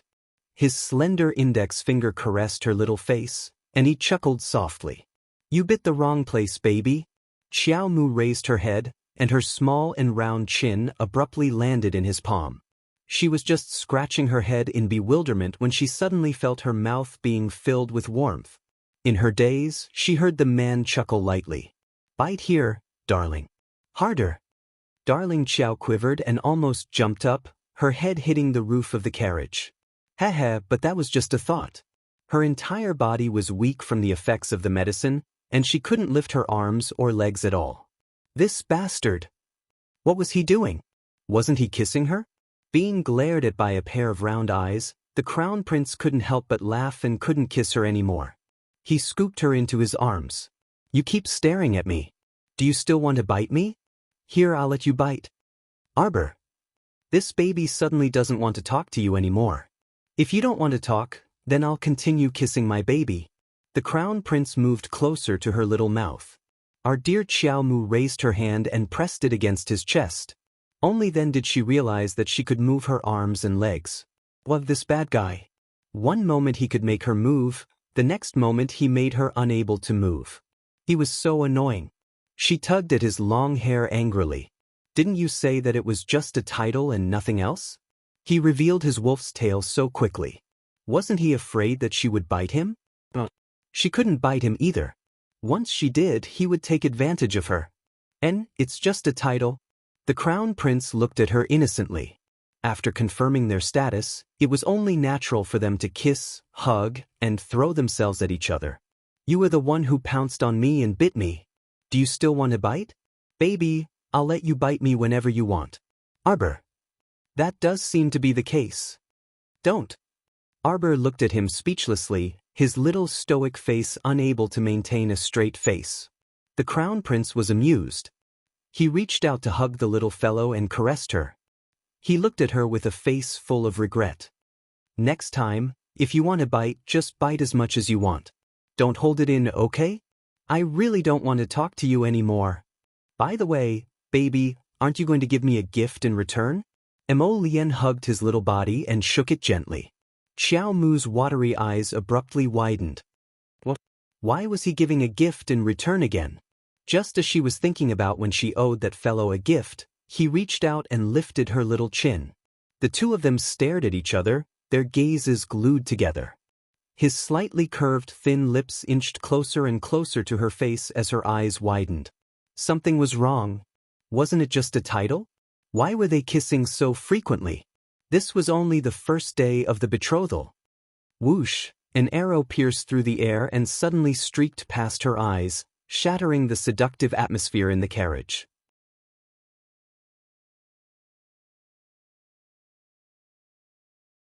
Chapter 585. The Crown Prince's gaze sharpened, and he took the opportunity to throw the little thing under his body to protect her. With a flick of his sleeve, the arrowhead was shattered into pieces. The countless arrows that followed were all blocked by the defensive barrier that he had set up. Whistling sounds came from outside. Etion's group of soldiers had already started fighting with the black-clothed men swarming in from all directions. Arbor lifted her little head from his embrace and saw that his thin lips were tightly pursed. His eyes were sharp, and his expression was tainted with a trace of killing intent. It was obvious that he was extremely furious. Emolien. She couldn't help but call out. The Crown Prince lowered his head and lightly pecked her pink, moist lips. Don't be afraid. Wait for me to kill them. A bunch of blind idiots. They actually dared to disturb his beautiful moment of tenderness with his wife in his arms. They all deserve to die. Arbor pursed her little lips and thought, how can you tell that this baby is afraid? As they spoke, another storm of arrows flew over like thunder, striking the defensive barrier with a pitter-patter. The entire carriage was covered by the defensive barrier. Other than the first arrow that passed through the curtain, the rest were blocked. The carriage was not damaged at all. Mo Lien couldn't help but feel a little gloomy. It was all his fault for being so engrossed in holding the little fellow that he didn't notice that someone had set up an ambush at Huabei Gate. At this moment, the commotion outside Huabei Gate had already alarmed a group of patrolling Imperial Guards. A large group of soldiers was rushing over at top speed. The Crown Prince tightly pursed his lips and scooped up the little fellow's body. He swiftly darted out of the carriage, and a fierce look flitted across his phoenix eyes. In an instant, all the hundreds and thousands of arrows that were shooting towards the two of them stopped in midair and started to vibrate slightly. Along with a light gurgling sound, the hundreds and thousands of arrows abruptly turned around and flew towards the roofs where the ambush was set up. Ear-piercing screams continuously sounded, accompanied by black shadows falling from the roofs. Arbor turned to look at Hetion and the others who were fighting with dozens of assassins. With a wave of her little hand, a handful of talismans appeared in her hand. The intermediate blue stun talisman was scattered in the wind. It was aimed at the group of black-clothed assassins. From the activation of the talisman to the stun, it was almost done in one breath. It was as if the man in black was drunk. His footsteps were unsteady as he swayed back and forth. He couldn't even hold the sword in his hand. When Hetion and the others saw this, they immediately took the opportunity to kill the assassins. One of them saw that the situation was not good. He turned around and was about to escape. But he was hit in the chest by a flame. He screamed. Then he fell to the ground. His head heavily knocked on the thick stone floor. At this moment, the patrolling Imperial Guards had already arrived. When they saw that it was the Crown Prince who had been attacked, they were all scared out of their wits and knelt down to accept their punishment. Hetion rushed over and knelt down on one knee. "Your Highness, I have failed in my duty. I didn't notice the assassin's ambush." Emolien waved her hand at him and said, "They've taken some medicine to hide their scent. Bring some people over to take a look and clean up the archers on the roof."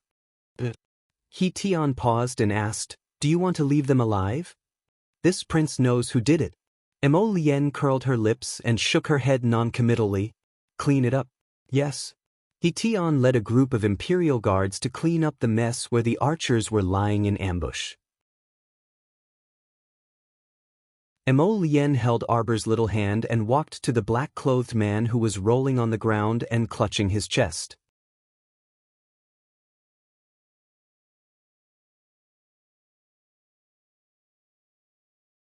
Chapter 586.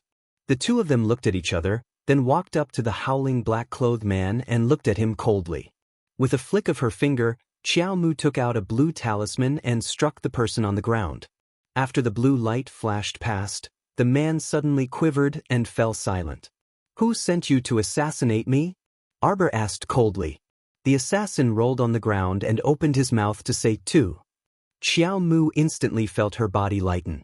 Emolien reacted extremely quickly and tossed out a ball of fire that enveloped the assassin's entire body. At the same time, Xiao Qiao, who was hugging him, swiftly retreated backwards. Boom! The assassins suddenly self-destructed in the circle of fire that Emolien had set up. What happened? Arbor's eyes widened. She turned to look at Emolien, whose face was solemn and body tense. Emolien hugged the little girl and patted her back. She said softly, "It's okay." Arbor was confused. Why would my dictum talisman make him self-destruct? The dictum talisman was from the fourth jade slip of the golden talisman Jade Tome, just like the Vajra talisman and the invisibility talisman. With a single dictum talisman, anyone with a lower cultivation level than her would obediently speak the truth. That was why she had used the dictum talisman to ask about the assassin's identity. She didn't expect that the man would self-destruct. "It has nothing to do with your talisman." Emolien hugged the little girl tightly and patted her back comfortingly. This person must have had a strand of his soul extracted and a hint planted in him. Anyone who tried to reveal the mastermind would be immediately detected and forced to self-destruct. So what did he mean by "tu"? Arbor believed that her hearing was good. She had heard the word that the black-clothed man had spat out clearly. Emolien curled his lips, and he whispered into her ear. At this time, Hetion and the others who were attracted by the huge explosion hurriedly turned back. When he saw that his two masters were unharmed, Hetion heaved a sigh of relief. In his heart, he cursed the 18 generations of the assassin's ancestors. Why did he have to stir up trouble? Couldn't he just stop for a while?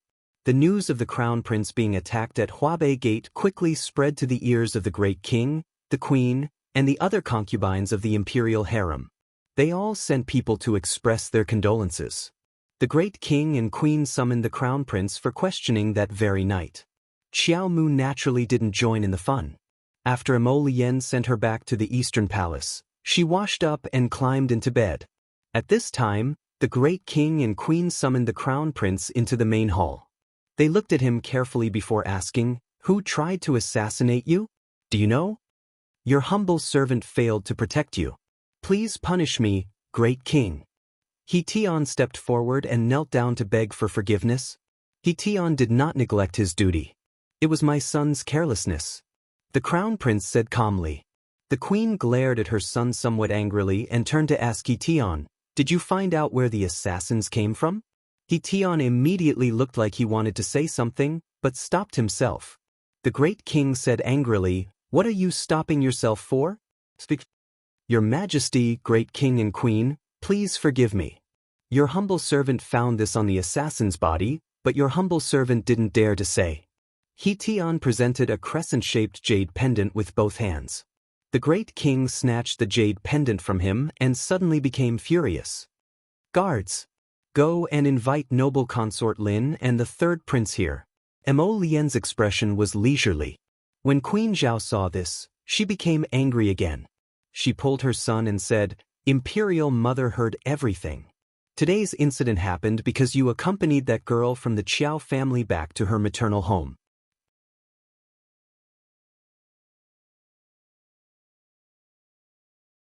Chapter 587. When Mo Lian heard this, he was immediately unhappy with his mother's disdainful tone. "Imperial Mother, what Qiao family's lass? That's your son's daughter-in-law. The crown princess that imperial father personally conferred upon her." The great king's mouth twitched at the side. He hated that he couldn't go up and give this son a slap on the back of his head.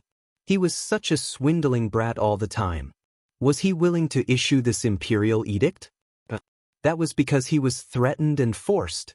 That day, the words that this damned son said to him in the imperial study, if he said it out loud, his mother would be angered to death. On account of their relationship as husband and wife, he was too embarrassed to tell Queen Zhao that her son was such a swindling person. In the end, the great king was infuriated when Queen Zhao received the news early this morning. She rushed to his study and angrily scolded him. At this moment, the great king was still suppressing a bellyful of anger. He didn't have a single day of rest. Was this something that couldn't be said? She only said one sentence about that Qiao family's lass, and her son immediately jumped out to defend her? The queen's long, shapely eyebrows shot up as she jabbed her son's forehead with a finger. "Mother hasn't said anything about you yet. You and your imperial father rashly issued an imperial edict to that Qiao family's lass. Do you still have me, your mother, in your eyes?" Queen Zhao was really about to be angered to death. On her end, she had been very enthusiastic and had been helping the crown prince choose the young misses from various manors. All right, on this end, her husband and son didn't say anything. An imperial edict came out of nowhere and directly decided on the crown prince's consort at lightning speed. The key point was that she had never seen this crown princess from beginning to end. She also didn't know what her character was like. In her heart, she had two good candidates for the crown princess that she liked. Now, it was all ruined by this father and son pair. "Imperial Mother, your son naturally respects you very much in his heart." Mo Lian was all smiles as he helped his mother to the side to sit down. "But your son's daughter-in-law is also very more important. If your son can't marry this daughter-in-law, your son will have to be a bachelor for the rest of his life." The great king picked up a book and threw it at the back of the crown prince's head. This unfilial son. He really dared to shoot his mouth off in front of his mother. He did not even mention such shameless words in front of his queen. As expected, Queen Zhao widened her eyes in shock. She looked her son up and down, as if she wanted to see if he was telling the truth or not. Mo Lian tilted his head and dodged the book that his father threw at him. He looked at his mother innocently. Queen Zhao saw that his expression was exceptionally serious, and she was completely curious about that girl from the Qiao family. In Queen Zhao's heart, her son was the most outstanding child in the entire kingdom. There was no girl in the world who could match up to her outstanding son. In the past 20 years, he had never seen him care so much about any woman around him. This crown princess, not to mention that his son had begged for her, why was he so protective of her? How curious! In short, you put yourself in danger for that girl from the Qiao family. Mother is not happy. Queen Zhao said in dissatisfaction, "Tomorrow night at the palace banquet, You should let mother see that good wife of yours, right? Mo Lien nodded and supported Queen Zhao as she said, Mother, my wife is still young. When the time comes, don't scare her. Your son only has this one daughter-in-law. If you scare her away, your son will have to be a bachelor for the rest of his life. Queen Zhao was both anxious and angry. She jabbed her son fiercely. You child, you talk nonsense all day long.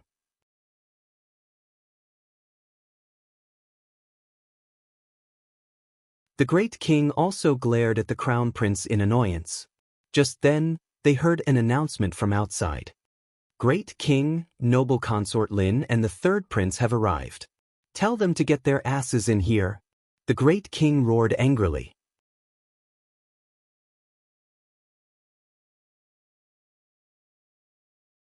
Chapter 588. A woman dressed in a gold-embroidered brocade jacket and a lily-colored dress, who was close to 50 but had maintained herself well, was currently gracefully walking into the main hall. Behind her was a man in his late 20s, wearing an azure robe. His long hair was tied up high, and he could be considered fair and clean. This concubine greets the great king. Greetings to the queen. You raised a good son. Without another word, the great king picked up an inkstone and smashed it at noble consort Lin's head. Noble consort Lin immediately turned pale with fright. She abruptly prostrated herself on the ground and trembled as she asked, May I know why the great king is so angry? The inkstone smashed at noble consort Lin's feet, scaring her so much that she paled. You still have the face to ask us? The great king paced back and forth on the steps, stamping with rage as he said, Why don't you go ask your good son? Third son Immerse immediately knelt down and repeatedly cried out for injustice. Royal father, what exactly did son do? Why are you treating royal mother like this? Is this yours? The great king picked up the crescent-shaped jade pendant from the table and threw it at Immerse's face with a smack. We remember that this was a present your royal mother gave you in public on your 10th birthday. Is this the one? It's even engraved with your Teng character on the back. Immerse's face was filled with panic as he hurriedly cried out, Royal father, why is this jade pendant here? I already lost this jade pendant 2 days ago. Royal father is wise. How could the great king believe his nonsense? He stepped forward and kicked his son to the ground. You disgraceful thing. Of all times, it fell on the assassin who tried to assassinate your 6th brother? Do you think we're easy to fool? Immerse's eyes widened in horror. He naturally also received news of the crown prince's assassination attempt at Huabei Gate, and at that time, he even rejoiced in his misfortune in the palace. He didn't expect that this inexplicable fire would burn him all of a sudden. What was going on? He didn't do anything. This jade pendant really had already disappeared 3 days ago. How would he know how this jade pendant would appear at the scene of the crown prince's assassination attempt? Someone must have framed him. Father. The unlucky Prince Immerse shuffled a few steps on his knees and hugged the old great king's thigh with tears streaming down his face. He cried bitterly, It's really not a son. Your son can swear to the heavens that if I really send someone to assassinate 6th brother, I will be struck by lightning and die a horrible death. Imperial father, think about it. If it was really his son who sent someone to assassinate his 6th brother, how could he leave such evidence at the scene? Imperial father. You have to believe me. I have never done such a thing. The crown prince glanced at the unlucky third prince and sighed. Father, I also believe that this matter was not done by third prince. The third prince Immerse simply couldn't believe his ears. His younger brother, the crown prince, who was rumored to be like a spring breeze on the outside but was actually extremely cold and heartless on the inside, was actually pleading for him today? The old great king kept a straight face, a hint of disdain hanging from the corner of his mouth. He moved his leg and pulled it out of Immerse's embrace. There's no proof for this matter. I will send people to investigate thoroughly. From today onwards, stay in the third prince's estate and don't come out until the truth comes to light. Noble consort Lin immediately collapsed to the ground and repeatedly cried, Your Majesty, the third prince is innocent. Your Majesty. Your Majesty. The great king didn't want to listen anymore and instead angrily rebuked noble consort Lin. You're also grounded for 3 days. Properly reflect on what kind of son you taught. That you're tuning in to the Dreamy Chapters YouTube channel. We're so grateful for your support, and don't forget to subscribe to join us on this incredible journey through captivating stories. Your generosity through donations truly makes a world of difference, as it's the primary source of revenue that allows me to expand and enhance this channel for you. Thank you from the bottom of my heart for being a part of this adventure.